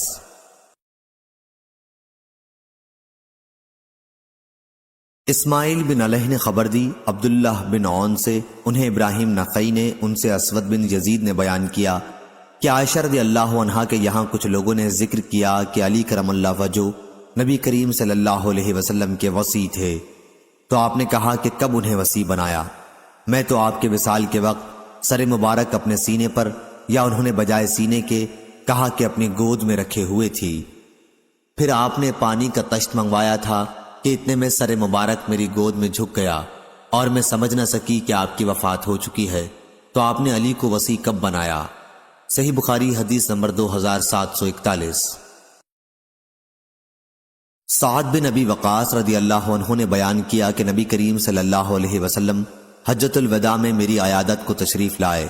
میں اس وقت مکے میں تھا۔ حضور اکرم صلی اللہ علیہ وسلم اس سرزمین پر موت کو پسند نہیں فرماتے تھے جہاں سے کوئی ہجرت کر چکا ہو۔ حضرت صلی اللہ علیہ وسلم نے فرمایا، اللہ ابن عفرہ سعد بن خولہ رضی اللہ عنہ پر رحم فرمائے۔ میں نے عرض کیا، یا رسول اللہ صلی اللہ علیہ وسلم، میں اپنے سارے مال و دولت کی وصیت کر دوں؟ آپ نے فرمایا کہ نہیں۔ میں نے پوچھا پھر آدھی کی کر دوں؟ آپ نے اس پر بھی یہی فرمایا کہ نہیں۔ میں نے پوچھا پھر تہائی کی کر دوں؟ آپ صلی اللہ علیہ وسلم نے فرمایا، تہائی کی کر سکتے ہو، اور یہ بھی بہت ہے۔ اگر تم اپنے وارثوں کو اپنے پیچھے مالدار چھوڑو تو یہ اس سے بہتر ہے کہ انہیں محتاج چھوڑ دو کہ لوگوں کے سامنے ہاتھ پھیلاتے پھریں۔ اس میں کوئی شبہ نہیں کہ جب تم اپنی کوئی چیز اللہ کے لیے خرچ کرو گے تو وہ خیرات ہے، یہاں تک کہ وہ لقمہ بھی جو تم اپنی بیوی کے منہ میں ڈالو گے وہ بھی خیرات ہے، اور ابھی وصیت کرنے کی کوئی ضرورت بھی نہیں۔ ممکن ہے کہ اللہ تعالیٰ تمہیں شفا دے اور اس کے بعد تم سے بہت سے لوگوں کو فائدہ ہو اور دوسرے بہت سے لوگ اسلام کے مخالف نقصان اٹھائیں۔ اس وقت حضرت سعد رضی اللہ عنہ کی صرف ایک بیٹی تھیں۔ صحیح بخاری حدیث نمبر 2742۔ سفیان بن عینہ نے بیان کیا، ان سے ہشام بن عروہ نے، ان سے ان کے والد نے، اور ان سے ابن عباس رضی اللہ عنہ نے بیان کیا، کاش لوگ وصیت کو چوتھائی تک کم کر دیتے تو بہتر ہوتا، کیونکہ رسول اللہ صلی اللہ علیہ وسلم نے فرمایا تھا کہ تم تہائی کی وصیت کر سکتے ہو، اور تہائی بھی بہت ہے، یا آپ صلی اللہ علیہ وسلم نے یہ فرمایا کہ یہ بڑی رقم ہے۔ صحیح بخاری حدیث نمبر 2743۔ زکریا بن عدی نے بیان کیا، ان سے مروان بن معاویہ نے، ان سے ہاشم بن ہاشم نے، ان سے عامر بن سعد نے، اور ان سے ان کے باپ سعد بن ابی وقاص نے بیان کیا کہ میں مکے میں بیمار پڑا تو رسول اللہ صلی اللہ علیہ وسلم میری عیادت کے لیے تشریف لائے۔ میں نے عرض کیا، یا رسول اللہ صلی اللہ علیہ وسلم میرے لیے دعا کیجئے کہ اللہ مجھے الٹے پاؤں واپس نہ کر دے، یعنی مکہ میں میری موت نہ ہو۔ آپ نے فرمایا، ممکن ہے کہ اللہ تعالیٰ تمہیں صحت دے اور تم سے بہت سے لوگ نفع اٹھائیں۔ میں نے عرض کیا، میرا ارادہ وصیت کرنے کا ہے، ایک لڑکی کے سوا، اور میرے کوئی اولاد نہیں۔ میں نے پوچھا، کیا آدھے مال کی وصیت کر دوں؟ آپ نے فرمایا کہ آدھا تو بہت ہے۔ پھر میں نے پوچھا، تو تہائی کی کر دوں؟ فرمایا کہ تہائی کی کر سکتے ہو، اگرچہ یہ بھی بہت ہے، یا یہ فرمایا کہ بڑی رقم ہے۔ چنانچہ لوگ بھی تہائی کی وصیت کرنے لگے اور یہ ان کے لیے جائز ہو گئی۔ صحیح بخاری حدیث نمبر 2744۔ عبداللہ بن مسلمہ قامبی نے بیان کیا، کہا ہم سے امام مالک نے ابن شہاب سے، وہ عروہ بن زبیر سے، اور ان سے نبی کریم صلی اللہ علیہ وسلم کی زوجہ مطہرہ عائشہ رضی اللہ عنہا نے بیان کیا کہ عتبہ بن ابی وقاص نے مرتے وقت اپنے بھائی سعد بن ابی وقاص رضی اللہ عنہ کو یہ وصیت کی تھی کہ زماں کی باندی کا لڑکا میرا ہے، اس لیے تم اسے لے لینا۔ چنانچہ فتح مکہ کے موقع پر سعد رضی اللہ عنہ نے اسے لے لیا اور کہا کہ میرے بھائی کا لڑکا ہے۔ انہوں نے اس بارے میں مجھے اس کی وصیت کی تھی۔ پھر عبد بن زماں رضی اللہ عنہ اٹھے اور کہنے لگے کہ یہ تو میرا بھائی ہے، میرے باپ کی لونڈی نے اس کو جنا ہے اور میرے باپ کے بستر پر پیدا ہوا ہے۔ پھر یہ دونوں نبی کریم صلی اللہ علیہ وسلم کی خدمت میں حاضر ہوئے۔ سعد بن ابی وقاص رضی اللہ عنہ نے عرض کیا، یا رسول اللہ صلی اللہ علیہ وسلم، یہ میرے بھائی کا لڑکا ہے، مجھے اس نے وصیت کی تھی۔ لیکن عبد بن زماں رضی اللہ عنہ نے عرض کیا کہ یہ میرا بھائی ہے اور میرے والد کی باندی کا لڑکا ہے۔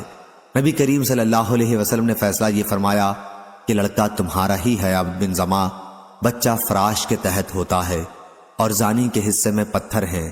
لیکن آپ نے سودا بنت زماں رضی اللہ عنہا سے فرمایا کہ اس لڑکے سے پردہ کر، کیونکہ آپ نے عتبہ کی مشابہت اس لڑکے میں صاف پائی تھی۔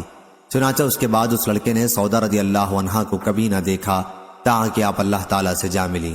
صحیح بخاری حدیث نمبر 2745۔ حمام نے بیان کیا قتادہ سے اور ان سے انس رضی اللہ عنہ نے کہ ایک یہودی نے ایک انصاری لڑکی کا سر دو پتھروں کے درمیان میں رکھ کر کچل دیا تھا۔ لڑکی سے پوچھا گیا کہ تمہارا سر اس طرح کس نے کیا ہے؟ کیا فلاں شخص نے کیا؟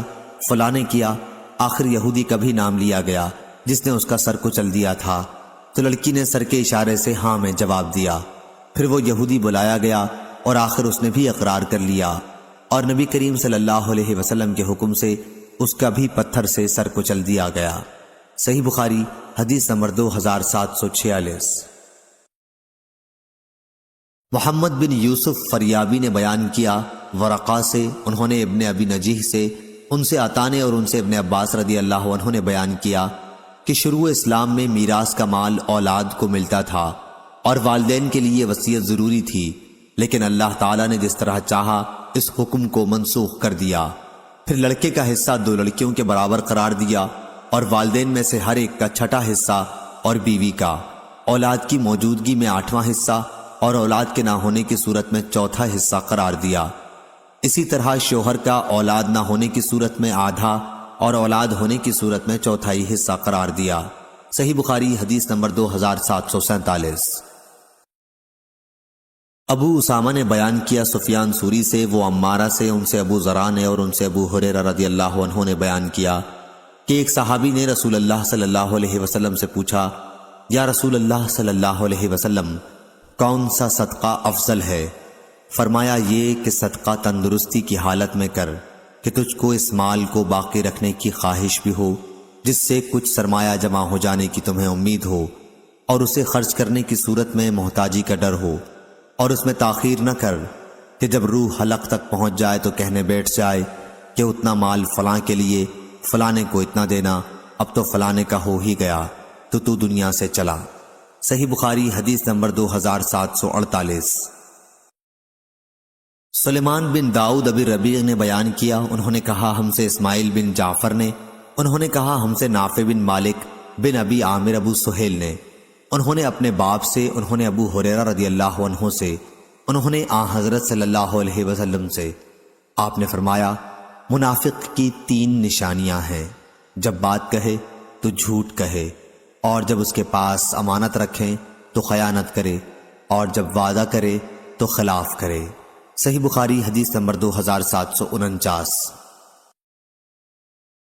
حکیم بن حزام مشہور صحابی نے بیان کیا، میں نے حضرت صلی اللہ علیہ وسلم سے پانی مانگا، آپ نے مجھ کو دیا، پھر مانگا، پھر آپ نے دیا، پھر فرمانے لگے، حکیم یہ دنیا کا روپیہ پیسہ دیکھنے میں خوشنما اور مزے میں شیریں ہے، لیکن جو کوئی اس کو سیر چشمی سے لے اس کو برکت ہوتی ہے، اور جو کوئی جان لڑا کر حرص کے ساتھ اس کو لے اس کو برکت نہ ہوگی۔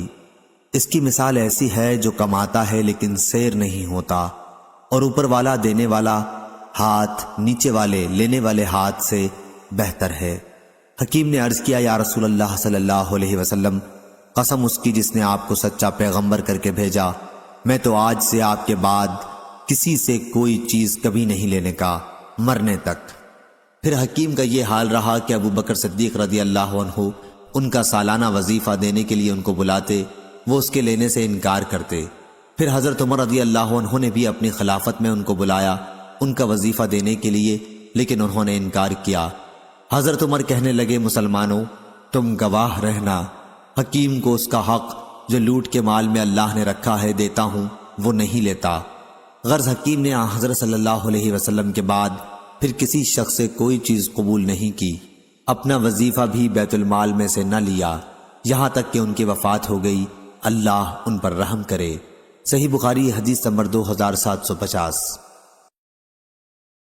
سالم نے خبر دی، انہوں نے عبداللہ بن عمر رضی اللہ عنہ سے، انہوں نے کہا، میں نے حضرت صلی اللہ علیہ وسلم سے سنا، آپ فرماتے تھے تم میں سے ہر کوئی نگہبان ہے اور اپنی رعیت کے بارے میں پوچھا جائے گا، حاکم بھی نگہبان ہے اور اپنی رعیت کے بارے میں پوچھا جائے گا، اور مرد اپنے گھر والوں کا نگہبان ہے اور اپنی رعیت کے بارے میں پوچھا جائے گا، اور عورت اپنے خاوند کے گھر کی نگہبان ہے، اپنی رعیت کے بارے میں پوچھی جائے گی، اور غلام اپنے صاحب کے مال کا نگہبان ہے اور اپنی رعیت کے بارے میں پوچھا جائے گا۔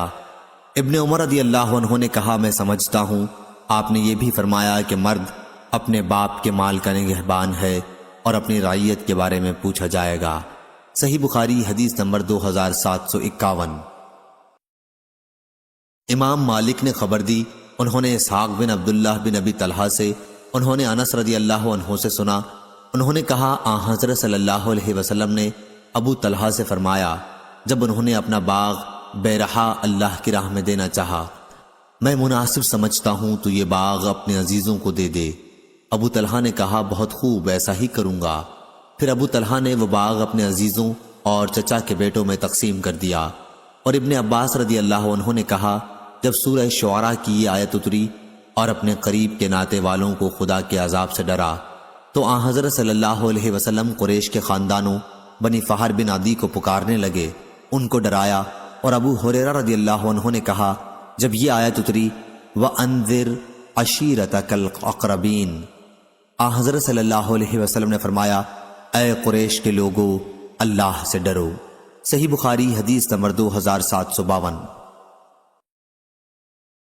سعید بن مسیب اور ابو سلمہ بن عبد الرحمن نے خبر دی کہ ابو ہریرہ رضی اللہ عنہ نے کہا، جب سورہ شعراء کی آیت اللہ تعالیٰ نے اتاری اور اپنے نزدیک ناتے والوں کو اللہ کے عذاب سے ڈرا تو رسول اللہ صلی اللہ علیہ وسلم نے فرمایا، قریش کے لوگوں، یا ایسا ہی کوئی اور کلمہ، تم لوگ اپنی اپنی جانوں کو نیک اعمال کے بدلے مول لے لو، بچا لو، میں اللہ کے سامنے تمہارے کچھ کام نہیں آنے کا، یعنی اس کی مرضی کے خلاف میں کچھ نہیں کر سکنے کا۔ عبد مناف کے بیٹو، میں اللہ کے سامنے تمہارے کچھ کام نہیں آنے کا۔ عباس عبد المطلب کے بیٹے، میں اللہ کے سامنے کچھ کام نہیں آنے کا۔ صفیہ میری پھوپھی، میں اللہ کے سامنے تمہارے کچھ کام نہیں آنے کا۔ فاطمہ رضی اللہ عنہا، بیٹی تو چاہے میرا مال مانگ لے لیکن اللہ کے سامنے تیرے کچھ کام نہیں آئے گا۔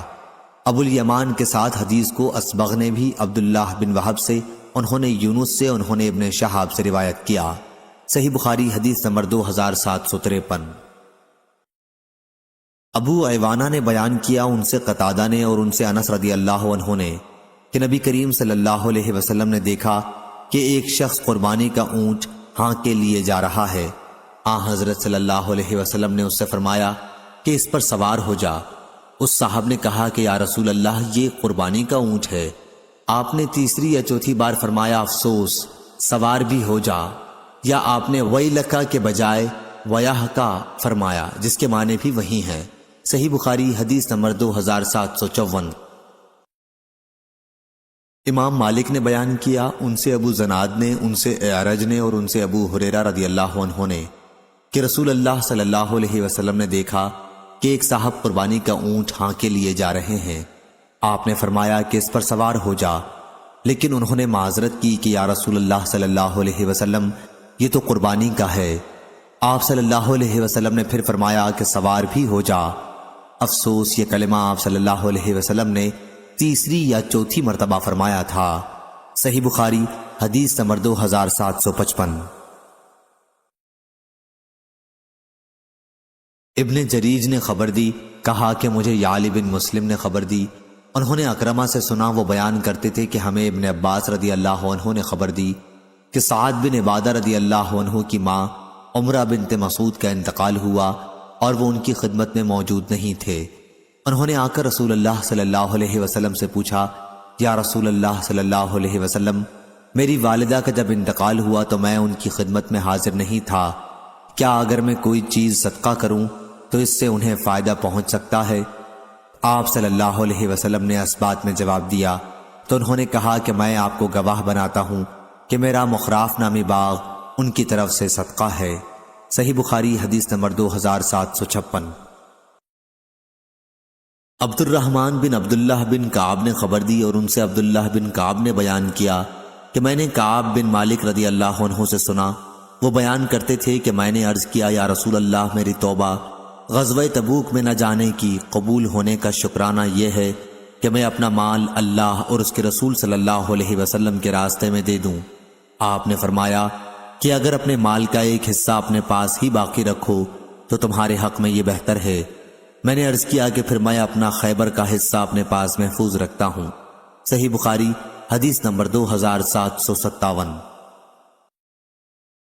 عبدالعزیز بن عبداللہ بن ابی سلمہ نے خبر دی، انہیں اسحاق بن عبداللہ بن ابی طلحہ نے امام بخاری رحمہ اللہ نے کہا کہ میں سمجھتا ہوں کہ یہ روایت انہوں نے انس رضی اللہ عنہ سے کی ہے کہ انہوں نے بیان کیا، جب سورہ آل عمران کی یہ آیت نازل ہوئی کہ تم نیکی ہرگز نہیں پا سکتے جب تک اس مال میں سے خرچ نہ کرو جو تم کو زیادہ پسند ہے، تو ابو طلحہ رضی اللہ عنہ رسول اللہ صلی اللہ علیہ وسلم کی خدمت میں حاضر ہوئے اور عرض کیا، یا رسول اللہ صلی اللہ علیہ وسلم، اللہ تبارک و تعالی اپنی کتاب میں فرماتا ہے کہ تم نیکی ہرگز نہیں پا سکتے جب تک اس مال میں سے خرچ نہ کرو جو تم کو زیادہ پسند ہے، اور میرے اموال میں سب سے پسند مجھے بیرحا ہے۔ بیان کیا کہ بیرحا ایک باغ تھا، رسول اللہ صلی اللہ علیہ وسلم بھی اس میں تشریف لے جایا کرتے، اس کے سائے میں بیٹھتے اور اس کا پانی پیتے۔ ابو طلحہ نے کہا کہ اس لیے وہ اللہ عز و جل کی راہ میں صدقہ اور رسول اللہ صلی اللہ علیہ وسلم کے لیے ہے، میں اس کی نیکی اور اس کے ذخیرہ آخرت ہونے کی امید رکھتا ہوں، بس یا رسول اللہ صلی اللہ علیہ وسلم، جس طرح اللہ آپ کو بتائے اسے خرچ کیجئے۔ رسول اللہ صلی اللہ علیہ وسلم نے فرمایا، واہ واہ، شاباش ابو طلحہ، یہ تو بڑا نفع بخش مال ہے، ہم تم سے اسے قبول کر کے پھر تمہارے ہی حوالے کر دیتے ہیں، اور اب تم اسے اپنے عزیزوں کو دے دو۔ چنانچہ ابو طلحہ رضی اللہ عنہ نے وہ باغ اپنے عزیزوں کو دے دیا۔ انس رضی اللہ عنہ نے بیان کیا کہ جن لوگوں کو باغ آپ نے دیا تھا ان میں ابی اور حسان رضی اللہ عنہ تھے۔ انہوں نے بیان کیا کہ حسان رضی اللہ عنہ نے اپنا حصہ معاویہ رضی اللہ عنہ کو بیچ دیا، تو کسی نے ان سے کہا کہ کیا آپ ابو طلحہ رضی اللہ عنہ کا دیا ہوا مال بیچ رہے ہیں؟ حسان رضی اللہ عنہ نے جواب دیا کہ میں کھجور کا 1 صاع روپوں کے 1 صاع کے بدل کیوں نہ بیچوں؟ انس نے کہا یہ باغ بن حدیلہ کے محلے کے قریب تھا جسے معاویہ رضی اللہ عنہ نے بطور قلعے کے تعمیر کیا تھا۔ صحیح بخاری حدیث نمبر 2758۔ ابو ایوانہ نے بیان کیا ابو بشر جعفر سے، ان سے سعید بن جبیر نے اور ان سے ابن عباس رضی اللہ عنہ نے فرمایا کہ کچھ لوگ گمان کرنے لگے ہیں کہ یہ آیت جس کا ذکر عنوان میں ہوا میراث کی آیت سے منسوخ ہو گئی ہے۔ نہیں، قسم اللہ کی آیت منسوخ نہیں ہوئی، البتہ لوگ اس پر عمل کرنے میں سست ہو گئے ہیں۔ ترکے کے لینے والے 2 طرح کے ہوتے ہیں، ایک تو وہ جو خود وارث ہوں، اس کو تو چٹانے کا حکم ہے، عزیزوں، یتیموں اور محتاجوں کو جو تقسیم کے وقت آ جائیں۔ دوسرا جو خود وارث نہ ہو، اس کو نرمی سے جواب دینے کا حکم ہے، وہ یوں کہے میاں میں تم کو دینے کا اختیار نہیں رکھتا۔ صحیح بخاری حدیث نمبر 2759۔ امام مالک نے بیان کیا، ان سے ہشام نے، ان سے ان کے باپ نے اور ان سے عائشہ رضی اللہ عنہا نے کہا کہ ایک صحابی سعد بن عبادہ نے رسول اللہ صلی اللہ علیہ وسلم سے کہا کہ میری والدہ کی موت اچانک واقع ہو گئی، میرا خیال ہے کہ اگر انہیں گفتگو کا موقع ملتا تو وہ صدقہ کرتی، تو کیا میں ان کی طرف سے خیرات کر سکتا ہوں؟ آپ صلی اللہ علیہ وسلم نے فرمایا کہ ہاں، ان کی طرف سے خیرات کر۔ صحیح بخاری حدیث نمبر 2760۔ امام مالک نے خبر دی ابن شہاب سے، انہیں عبید اللہ بن عبداللہ نے اور انہیں ابن عباس رضی اللہ عنہ نے کہ سعد بن عبادہ رضی اللہ عنہ نے رسول اللہ صلی اللہ علیہ وسلم سے مسئلہ پوچھا۔ انہوں نے عرض کیا کہ میری ماں کا انتقال ہو گیا ہے اور اس کے ذمے ایک نظر تھی۔ آپ صلی اللہ علیہ وسلم نے فرمایا کہ ان کی طرف سے نظر پوری کر دے۔ صحیح بخاری حدیث نمبر 2761۔ یعلی بن مسلم نے خبر دی، انہوں نے ابن عباس رضی اللہ عنہ کے غلام اکرمہ سے سنا اور انہیں ابن عباس رضی اللہ عنہ نے خبر دی کہ قبیلہ بنی سعادہ کے بھائی سعد بن عبادہ رضی اللہ عنہ کی ماں کا انتقال ہوا تو وہ ان کی خدمت میں حاضر نہیں تھے، بلکہ رسول اللہ صلی اللہ علیہ وسلم کے ساتھ غزوہ دومت الجندل میں شریک تھے۔ اس لیے وہ آن حضرت صلی اللہ علیہ وسلم کے پاس آئے اور عرض کیا، یا رسول اللہ صلی اللہ علیہ وسلم، میری والدہ کا انتقال ہو گیا ہے اور میں اس وقت موجود نہیں تھا، تو اگر میں ان کی طرف سے خیرات کروں تو انہیں اس کا فائدہ پہنچے گا؟ آپ صلی اللہ علیہ وسلم نے فرمایا کہ ہاں۔ سعد رضی اللہ عنہ نے اس پر کہا کہ میں آپ کو گواہ بناتا ہوں کہ میرا باغ مخراف نامی ان کی طرف سے خیرات ہے۔ صحیح بخاری حدیث نمبر 2762۔ شعیب نے خبر دی زاہری سے کہ عروہ بن زبیر رضی اللہ عنہ ان سے حدیث بیان کرتے تھے، انہوں نے عائشہ رضی اللہ عنہا سے آیت وَإِنْ خِفْتُمْ أَلَّا تُقْسِطُوا فِي الْيَتَامَى فَانكِحُوا مَا طَابَ لَكُم مِّن نِّسَاءٍ ترجمہ اوپر گزر چکا کا مطلب پوچھا، تو عائشہ رضی اللہ عنہا نے فرمایا کہ اس سے مراد وہ یتیم لڑکی ہے جو اپنے ولی کی زیر پرورش ہو، پھر ولی کے دل میں اس کا حسن اور اس کے مال کی طرف سے رغبت نکاح پیدا ہو جائے، مگر اس کم مہر پر جو ویسی لڑکیوں کا ہونا چاہیے، تو اس طرح نکاح کرنے سے روکا گیا۔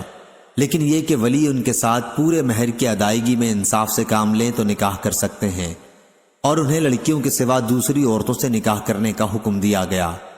عائشہ رضی اللہ عنہا نے بیان کیا کہ پھر لوگوں نے رسول اللہ صلی اللہ علیہ وسلم سے پوچھا تو اللہ عز و جل نے یہ آیت نازل فرمائی کہ آپ سے لوگ عورتوں کے متعلق پوچھتے ہیں، آپ کہہ دیں کہ اللہ تمہیں ان کے بارے میں ہدایت کرتا ہے۔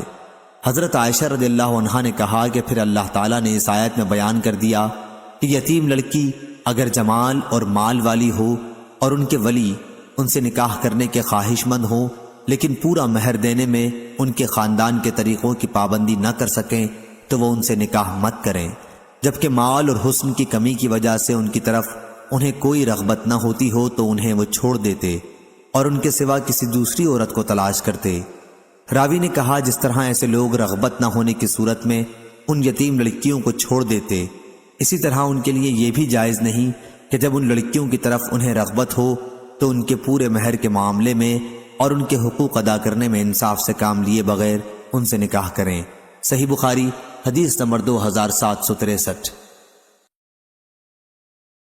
بنو ہاشم کے غلام ابو سعید نے بیان کیا، ان سے صخر بن جویریہ نے بیان کیا نافع سے، اور ان سے ابن عمر رضی اللہ عنہ نے کہ عمر رضی اللہ عنہ نے اپنی جائیداد رسول اللہ صلی اللہ علیہ وسلم کے زمانے میں وقف کر دی۔ اس جائیداد کا نام سمق تھا اور یہ کھجور کا ایک باغ تھا۔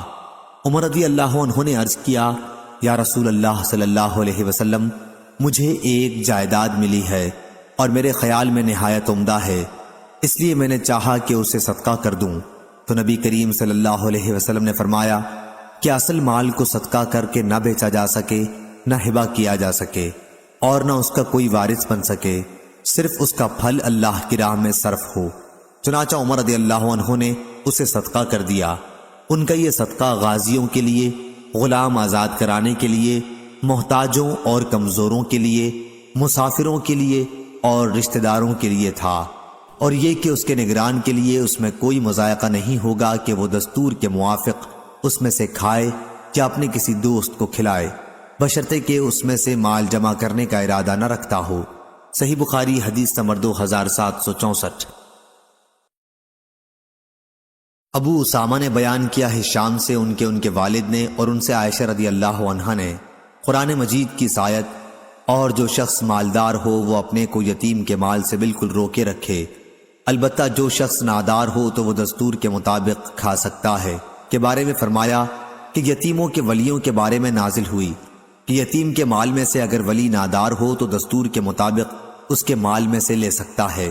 صحیح بخاری حدیث نمبر 2765۔ ابو غیث نے بیان کیا اور ان سے حضرت ابو ہریرہ رضی اللہ عنہ نے بیان کیا کہ رسول اللہ صلی اللہ علیہ وسلم نے فرمایا، 7 گناہوں سے جو تباہ کر دینے والے ہیں بچتے رہو۔ صحابہ نے پوچھا، یا رسول اللہ وہ کون سے گناہ ہیں؟ آپ نے فرمایا کہ اللہ کے ساتھ کسی کو شریک ٹھہرانا، جادو کرنا، کسی کی ناحق جان لینا کہ جسے اللہ تعالیٰ نے حرام قرار دیا ہے، سود کھانا، یتیم کا مال کھانا، لڑائی میں سے بھاگ جانا، پاک دامن بھولی بھالی ایمان والی عورتوں پر تہمت لگانا۔ صحیح بخاری حدیث نمبر 2766۔ حماد بن اسامہ نے بیان کیا، ان سے ایوب نے، ان سے نافع نے بیان کیا کہ ابن عمر رضی اللہ عنہ کو کوئی وصی بناتا تو وہ کبھی انکار نہ کرتے۔ ابن سیرین تابعی رحمہ اللہ کا محبوب مشغلہ یہ تھا کہ یتیم کے مال و جائیداد کے سلسلے میں ان کے خیر خواہوں اور ولیوں کو جمع کرتے تاکہ ان کے لیے کوئی اچھی صورت پیدا کرنے کے لیے غور کریں۔ طاؤس تابعی رحمہ اللہ سے جب یتیموں کے بارے میں کوئی سوال کیا جاتا تو آپ یہ آیت پڑھتے تھے کہ اور اللہ فساد پیدا کرنے والے اور سنوارنے والے کو خوب جانتا ہے۔ عطا رحمہ اللہ نے یتیموں کے بارے میں کہا، خواہ وہ معمولی قسم کے لوگوں میں ہوں یا بڑے درجے کے، اس کا ولی اس کے حصے میں سے جیسے اس کے لائق ہو ویسا اس پر خرچ کرے۔ صحیح بخاری حدیث نمبر 2767۔ عبدالعزیز بن صہیب نے بیان کیا، ان سے انس رضی اللہ عنہ نے بیان کیا کہ رسول اللہ صلی اللہ علیہ وسلم مدینہ تشریف لائے تو آپ کے ساتھ کوئی خادم نہیں تھا، اس لیے ابو طلحہ جو میرے سوتیلے باپ تھے میرا ہاتھ پکڑ کر حضرت صلی اللہ علیہ وسلم کی خدمت میں لے گئے اور عرض کی، یا رسول اللہ، انس سمجھدار بچہ ہے، یہ آپ کی خدمت کیا کرے گا۔ انس رضی اللہ عنہ کہتے ہیں کہ میں نے آپ کے سفر اور حضر میں خدمت کی، آپ نے مجھ سے کبھی کسی کام کے بارے میں جسے میں نے کر دیا ہو یہ نہیں فرمایا کہ یہ کام تم نے اس طرح کیوں کیا، اسی طرح کسی ایسے کام کے متعلق جسے میں نہ کر سکا ہوں آپ نے یہ نہیں فرمایا کہ تو نے یہ کام اس طرح کیوں نہیں کیا۔ صحیح بخاری حدیث نمبر 2768۔ عبداللہ بن مسلمہ نے بیان کیا، کہا ہم سے امام مالک نے، ان سے اسحاق بن عبداللہ بن ابی طلحہ نے، انہوں نے انس بن مالک رضی اللہ عنہ سے سنا، آپ رضی اللہ عنہ بیان کرتے تھے کہ ابو طلحہ رضی اللہ عنہ کھجور کے باغات کے اعتبار سے مدینے کے انصار میں سب سے بڑے مالدار تھے، اور انہیں اپنے تمام مالوں میں مسجد نبوی کے سامنے بیرہا کا باغ سب سے زیادہ پسند تھا۔ خود نبی کریم صلی اللہ علیہ وسلم بھی اس باغ میں تشریف لے جاتے اور اس کا میٹھا پانی پیتے تھے۔ انس رضی اللہ عنہ نے بیان کیا کہ پھر جب یہ آیت نازل ہوئی، نیکی تم ہرگز نہیں حاصل کرو گے جب تک اپنے اس مال سے نہ خرچ کرو جو تمہیں پسند ہو، تو ابو طلحہ رضی اللہ عنہ اٹھے اور آ کر رسول اللہ صلی اللہ علیہ وسلم سے عرض کیا کہ یا رسول اللہ صلی اللہ علیہ وسلم، اللہ تعالیٰ فرماتا ہے کہ تم نیکی ہرگز نہیں حاصل کر سکو گے جب تک اپنے ان مالوں میں سے خرچ نہ کرو جو تمہیں زیادہ پسند ہو، اور میرے اموال میں مجھے سب سے زیادہ پسند بیرہا ہے، اور یہ اللہ کے راستے میں صدقہ ہے۔ میں اللہ کی بارگاہ سے اس کی نیکی اور ذخیرہ آخرت ہونے کی امید رکھتا ہوں۔ آپ کو جہاں اللہ تعالیٰ بتائے اسے خرچ کریں۔ حضرت صلی اللہ علیہ وسلم نے فرمایا، شاباش، یہ تو بڑا فائدہ بخش مال ہے، یا آپ نے بجائے رابح کے رائح کہا۔ یہ شک عبداللہ بن مسلمہ راوی کو ہوا تھا، اور جو کچھ تم نے کہا میں نے سن لیا ہے، اور میرا خیال ہے کہ تم اسے اپنے ناتے والوں کو دے دو۔ ابو طلحہ نے عرض کیا، یا رسول اللہ صلی اللہ علیہ وسلم، میں ایسا ہی کروں گا۔ چنانچہ انہوں نے اپنے عزیزوں اور اپنے چچا کے لڑکوں میں تقسیم کر دیا۔ اسماعیل عبداللہ بن یوسف اور یحییٰ بن یحییٰ نے مالک کے واسطے سے رابح کے بجائے رائح بیان کیا ہے۔ صحیح بخاری حدیث نمبر 2769۔ عمرو بن دینار نے بیان کیا اکرمہ سے، اور انہوں نے ابن عباس رضی اللہ عنہ سے، کہ ایک صحابی سعد بن عبادہ نے رسول اللہ صلی اللہ علیہ وسلم سے پوچھا کہ ان کی ماں کا انتقال ہو گیا ہے، کیا اگر وہ ان کی طرف سے خیرات کریں تو انہیں اس کا فائدہ پہنچے گا؟ آپ نے جواب دیا کہ ہاں۔ اس پر ان صحابی نے کہا کہ میرا ایک پرمیوہ باغ ہے، اور میں آپ کو گواہ بناتا ہوں کہ میں نے وہ ان کی طرف سے یہ صدقہ کر دیا۔ صحیح بخاری حدیث نمبر 2770۔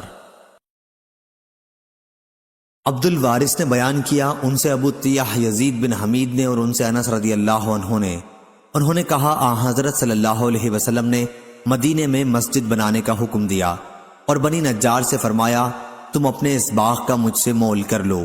انہوں نے کہا ہرگز نہیں، خدا کی قسم ہم تو اللہ ہی سے اس کا مول لیں گے۔ صحیح بخاری حدیث نمبر 2771۔ عبداللہ بن عمر رضی اللہ عنہ نے بیان کیا، عمر رضی اللہ عنہ کو خیبر میں ایک زمین ملی جس کا نام سمغ تھا، تو آپ نبی کریم صلی اللہ علیہ وسلم کی خدمت میں حاضر ہوئے اور عرض کیا کہ مجھے ایک زمین ملی ہے، اور اس سے عمدہ مال مجھے کبھی نہیں ملا تھا، آپ اس کے بارے میں مجھے کیا مشورہ دیتے ہیں؟ آپ نے فرمایا کہ اگر چاہے تو اصل جائیداد اپنے قبضے میں روک رکھ اور اس کے منافع کو خیرات کر دے۔ چنانچہ عمر رضی اللہ عنہ نے اسے اس شرط کے ساتھ صدقہ وقف کیا کہ اصل زمین نہ بیچی جائے، نہ ہبہ کی جائے، اور نہ وراثت میں کسی کو ملے، اور فقراء، رشتہ دار، غلام آزاد کرانے، اللہ کے راستے کے مجاہدوں، مہمانوں اور مسافروں کے لیے وقف ہے۔ جو شخص بھی اس کا متولی ہو، اگر دستور کے مطابق اس میں سے کھائے یا اپنے کسی دوست کو کھلائے تو کوئی مضائقہ نہیں، بشرطے کہ مال جمع کرنے کا ارادہ نہ ہو۔ صحیح بخاری حدیث نمبر 2772۔ نافع نے بیان کیا، ان سے عبداللہ بن عمر رضی اللہ عنہ نے، کہ عمر رضی اللہ عنہ کو خیبر میں ایک جائیداد ملی، تو آپ نے نبی کریم صلی اللہ علیہ وسلم کی خدمت میں حاضر ہو کر اس کے متعلق خبر دی۔ حضرت صلی اللہ علیہ وسلم نے فرمایا کہ اگر چاہو تو اسے صدقہ کر دو۔ چنانچہ آپ نے فقراء، مساکین، رشتہ داروں اور مہمانوں کے لیے اسے صدقہ کر دیا۔ صحیح بخاری حدیث نمبر 2773۔ عبد الصمد نے بیان کیا، کہا کہ میں نے اپنے والد عبد الوارث سے سنا، ان سے ابو طیاح نے بیان کیا، کہا کہ مجھ سے انس بن مالک رضی اللہ عنہ نے بیان کیا کہ جب رسول اللہ صلی اللہ علیہ وسلم مدینہ تشریف لائے تو آپ نے مسجد بنانے کے لیے حکم دیا اور فرمایا، اے بنو نجار، اپنے باغ کی مجھ سے قیمت لے لو۔ انہوں نے کہا کہ نہیں، اللہ کی قسم، ہم تو اس کی قیمت صرف اللہ سے مانگتے ہیں۔ صحیح بخاری حدیث نمبر 2774۔ نافع نے بیان کیا، اور ان سے عبداللہ بن عمر رضی اللہ عنہ نے، کہ عمر نے اپنا ایک گھوڑا اللہ کے راستے میں جہاد کرنے کے لیے ایک آدمی کو دے دیا۔ یہ گھوڑا حضرت صلی اللہ علیہ وسلم کو حضرت عمر رضی اللہ عنہ نے دیا تھا، اس لیے کہ آپ جہاد میں کسی کو اس پر سوار کریں۔ پھر عمر رضی اللہ عنہ کو معلوم ہوا کہ جس شخص کو یہ گھوڑا ملا تھا وہ اس گھوڑے کو بازار میں بیچ رہا ہے۔ اس لیے رسول اللہ صلی اللہ علیہ وسلم سے پوچھا کہ کیا وہ اسے خرید سکتے ہیں؟ آپ نے فرمایا کہ ہرگز اسے نہ خرید، اپنا دیا ہوا صدقہ واپس نہ لے۔ صحیح بخاری حدیث نمبر 2775۔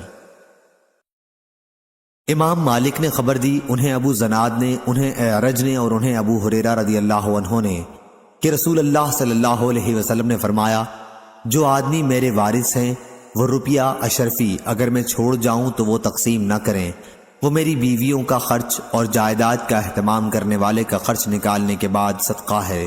صحیح بخاری حدیث نمبر 2776۔ حماد بن زید نے بیان کیا، ان سے ایوب سختیانی نے، ان سے نافع نے اور ان سے عبداللہ بن عمر رضی اللہ عنہ نے کہ عمر رضی اللہ عنہ نے اپنے وقف میں یہ شرط لگائی تھی کہ اس کا متولی اس میں سے کھا سکتا ہے اور اپنے دوست کو کھلا سکتا ہے، پر وہ دولت نہ جوڑے۔ صحیح بخاری حدیث نمبر 2777۔ عبدان نے بیان کیا کہ مجھے میرے والد نے خبر دی، انہیں شعبہ نے، انہیں ابو اسحاق نے، انہیں ابو عبد الرحمن نے کہ جب حضرت عثمان غنی رضی اللہ عنہ محاصرے میں لیے گئے تو اپنے گھر کے اوپر چڑھ کر آپ نے باغیوں سے فرمایا کہ میں تم کو خدا کی قسم دے کر پوچھتا ہوں اور صرف نبی کریم صلی اللہ علیہ وسلم کے اصحاب سے قسمیاں پوچھتا ہوں کہ کیا آپ لوگوں کو معلوم نہیں ہے کہ جب رسول اللہ صلی اللہ علیہ وسلم نے فرمایا جو شخص بر روما کو کھو دے گا اور اسے مسلمانوں کے لیے وقف کر دے گا تو اسے جنت کی بشارت ہے، تو میں نے ہی اس کنویں کو کھودا تھا۔ کیا آپ لوگوں کو معلوم نہیں ہے کہ حضرت صلی اللہ علیہ وسلم نے جب فرمایا تھا کہ جیش اسرت غزوہ تبوک پر جانے والے لشکر کو جو شخص ساز و سامان سے لیس کر دے گا تو اسے جنت کی بشارت ہے، تو میں نے ہی اسے مسلح کیا تھا۔ راوی نے بیان کیا کہ آپ کی ان باتوں کی سب نے تصدیق کی تھی۔ حضرت عمر رضی اللہ عنہ نے اپنے وقف کے متعلق فرمایا تھا کہ اس کا منتظم اگر اس میں سے کھائے تو کوئی حرج نہیں ہے۔ ظاہر ہے کہ منتظم خود واقف بھی ہو سکتا ہے اور کبھی دوسرے بھی ہو سکتے ہیں، اور ہر ایک کے لیے یہ جائز ہے۔ صحیح بخاری حدیث نمبر 2778۔ عبد الوارث نے بیان کیا، ان سے ابو طیاح نے اور ان سے انس رضی اللہ عنہ نے کہ نبی کریم صلی اللہ علیہ وسلم نے فرمایا تھا، اے بنو نجار، تم اپنے باغ کی قیمت مجھ سے وصول کر لو۔ تو انہوں نے عرض کیا کہ ہم اس کی قیمت اللہ تعالیٰ کے سوا کسی سے نہیں چاہتے۔ صحیح بخاری حدیث نمبر 2779۔ عبداللہ مدینی نے کہا، ہم سے یحییٰ بن آدم نے کہا، ہم سے ابن ابی زائدہ نے، انہوں نے محمد بن ابی القاسم سے، انہوں نے عبد الملک بن سعید بن جبیر سے، انہوں نے اپنے باپ سے کہا، ہم سے عبداللہ بن عباس رضی اللہ عنہ سے، انہوں نے کہا، بنی سہم کا ایک شخص تمیم داری اور عدی بن ودا کے ساتھ سفر کو نکلا، وہ ایسے ملک میں جا کر مر گیا جہاں کوئی مسلمان نہ تھا۔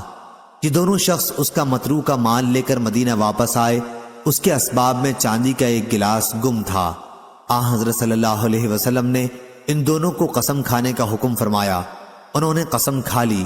پھر ایسا ہوا کہ وہ گلاس مکے میں ملا، انہوں نے کہا، ہم نے یہ گلاس تمیم اور عدی سے خریدا ہے۔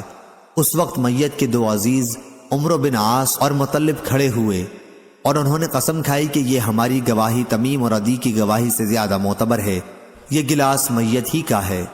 عبداللہ بن عباس رضی اللہ عنہ نے کہا، انہی کے بارے میں یہ آیت نازل ہوئی جو اوپر گزر چکی، یا ایھا الذین آمنوا شہادۃ بینکم، آخر آیت تک۔ صحیح بخاری حدیث نمبر 2780۔ محمد بن سابق نے بیان کیا، یا فضل بن یعقوب نے محمد بن سابق سے، یہ شک خود حضرت امام بخاری کو ہے۔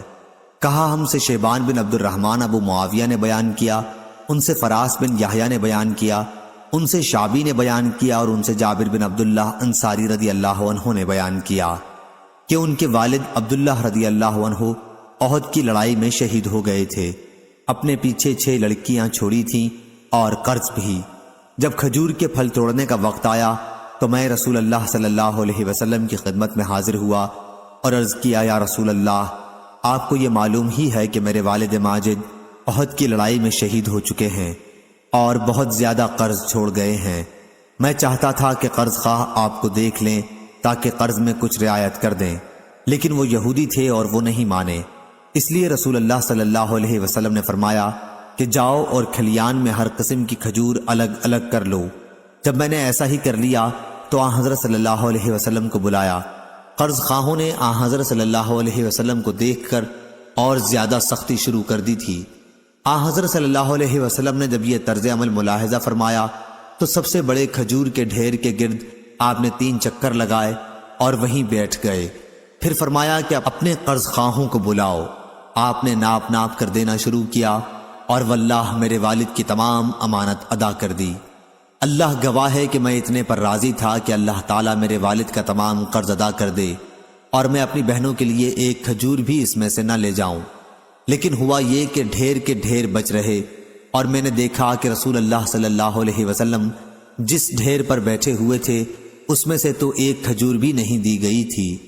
ابو عبداللہ امام بخاری رحمہ اللہ نے کہا کہ اغرو ابی حدیث میں الفاظ کے معنی ہیں کہ مجھ پر بھڑکنے اور سختی کرنے لگے۔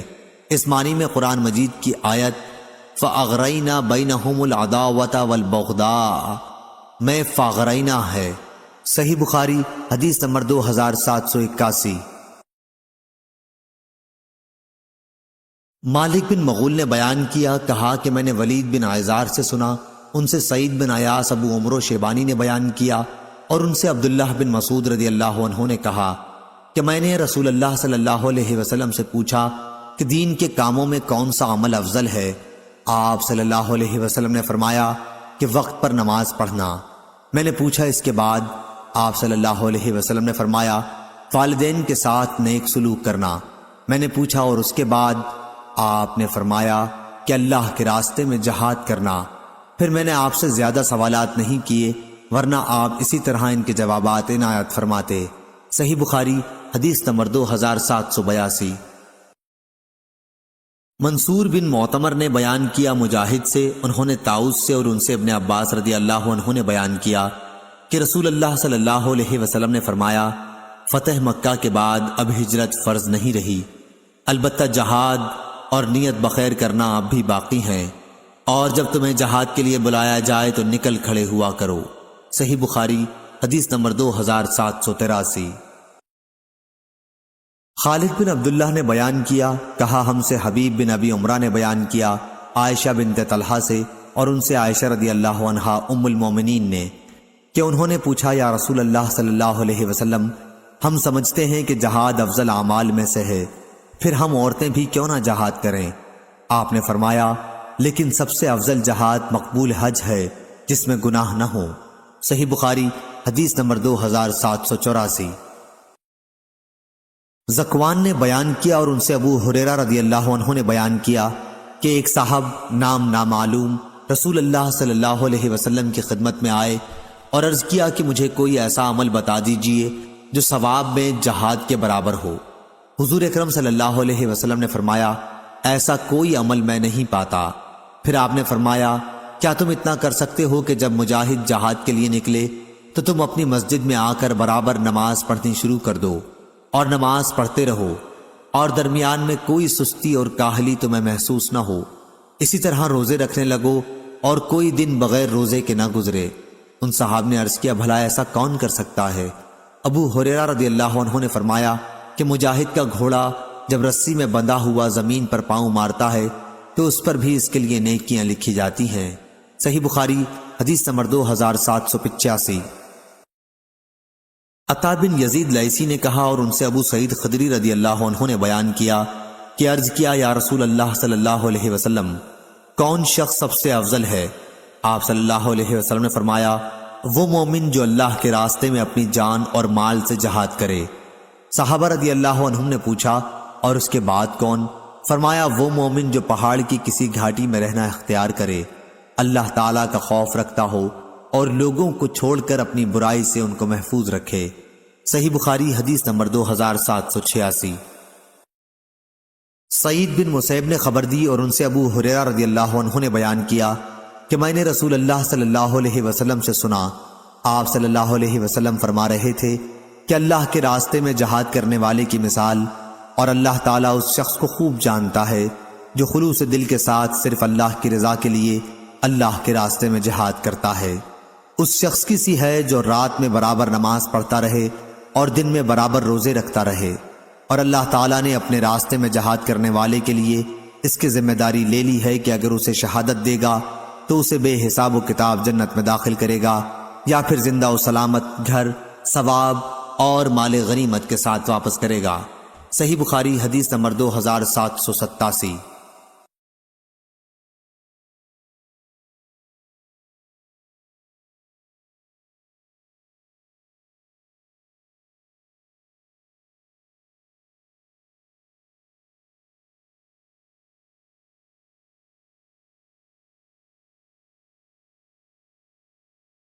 فلیح نے بیان کیا، ان سے ہلال بن علی نے، ان سے عطا بن یسار نے اور ان سے ابو ہریرہ رضی اللہ عنہ نے بیان کیا کہ رسول اللہ صلی اللہ علیہ وسلم نے فرمایا، جو شخص اللہ اور اس کے رسول پر ایمان لائے اور نماز قائم کرے اور رمضان کے روزے رکھے تو اللہ تعالیٰ پر حق ہے کہ وہ اسے جنت میں داخل کرے گا، خواہ اللہ کے راستے میں وہ جہاد کرے یا اسی جگہ پڑا رہے جہاں پیدا ہوا تھا۔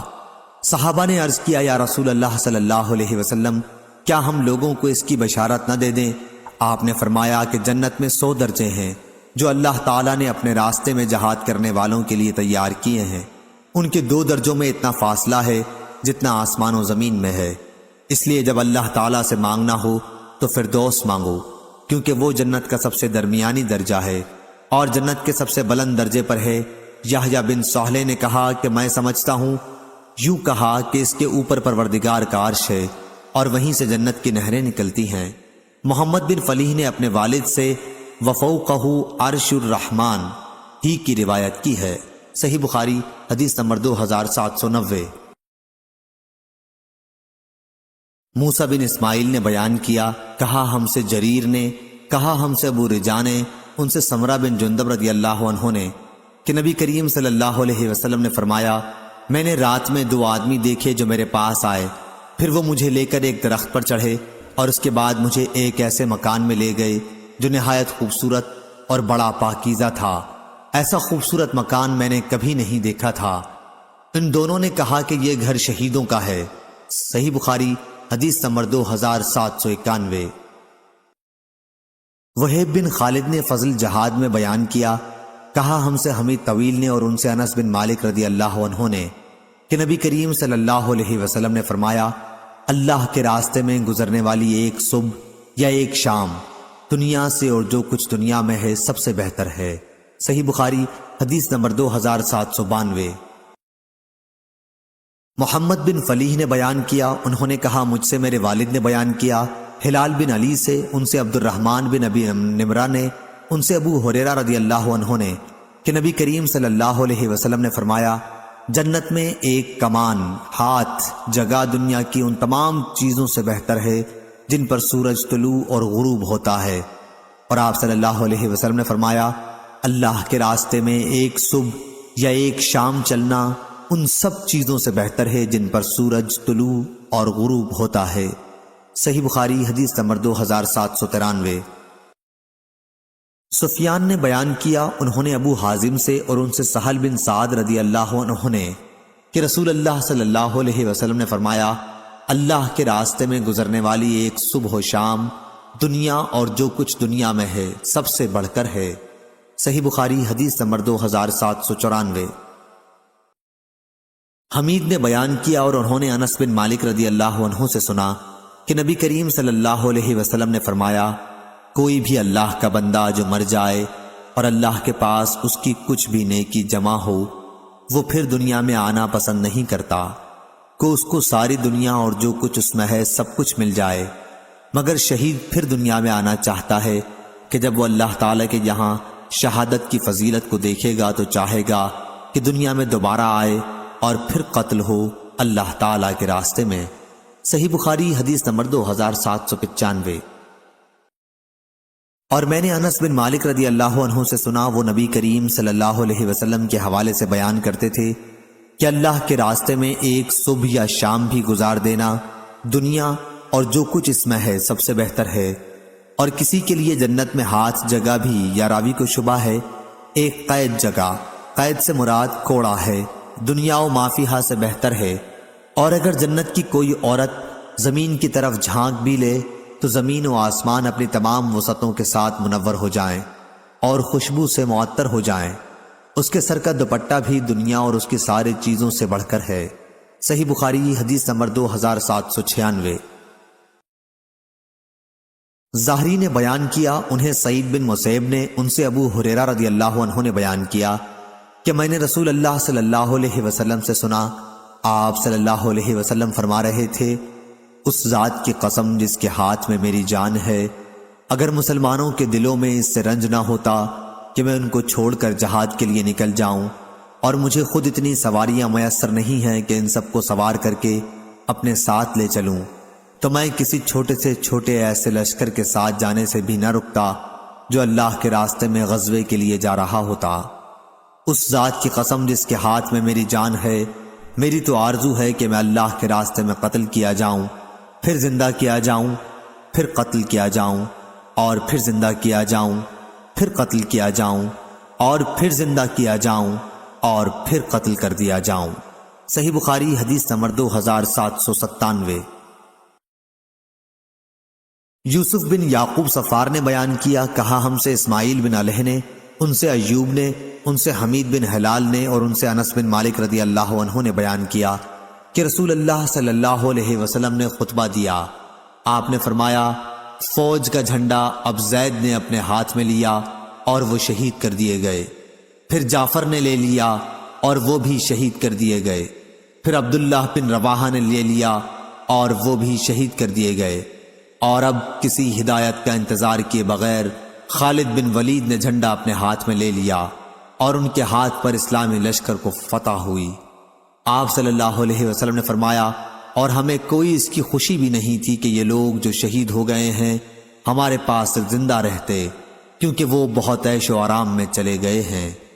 ایوب نے بیان کیا، یا آپ نے یہ فرمایا کہ انہیں کوئی اس کی خوشی بھی نہیں تھی کہ ہمارے ساتھ زندہ رہتے۔ اس وقت حضرت صلی اللہ علیہ وسلم کی آنکھوں سے آنسو جاری تھے۔ صحیح بخاری حدیث نمبر 2000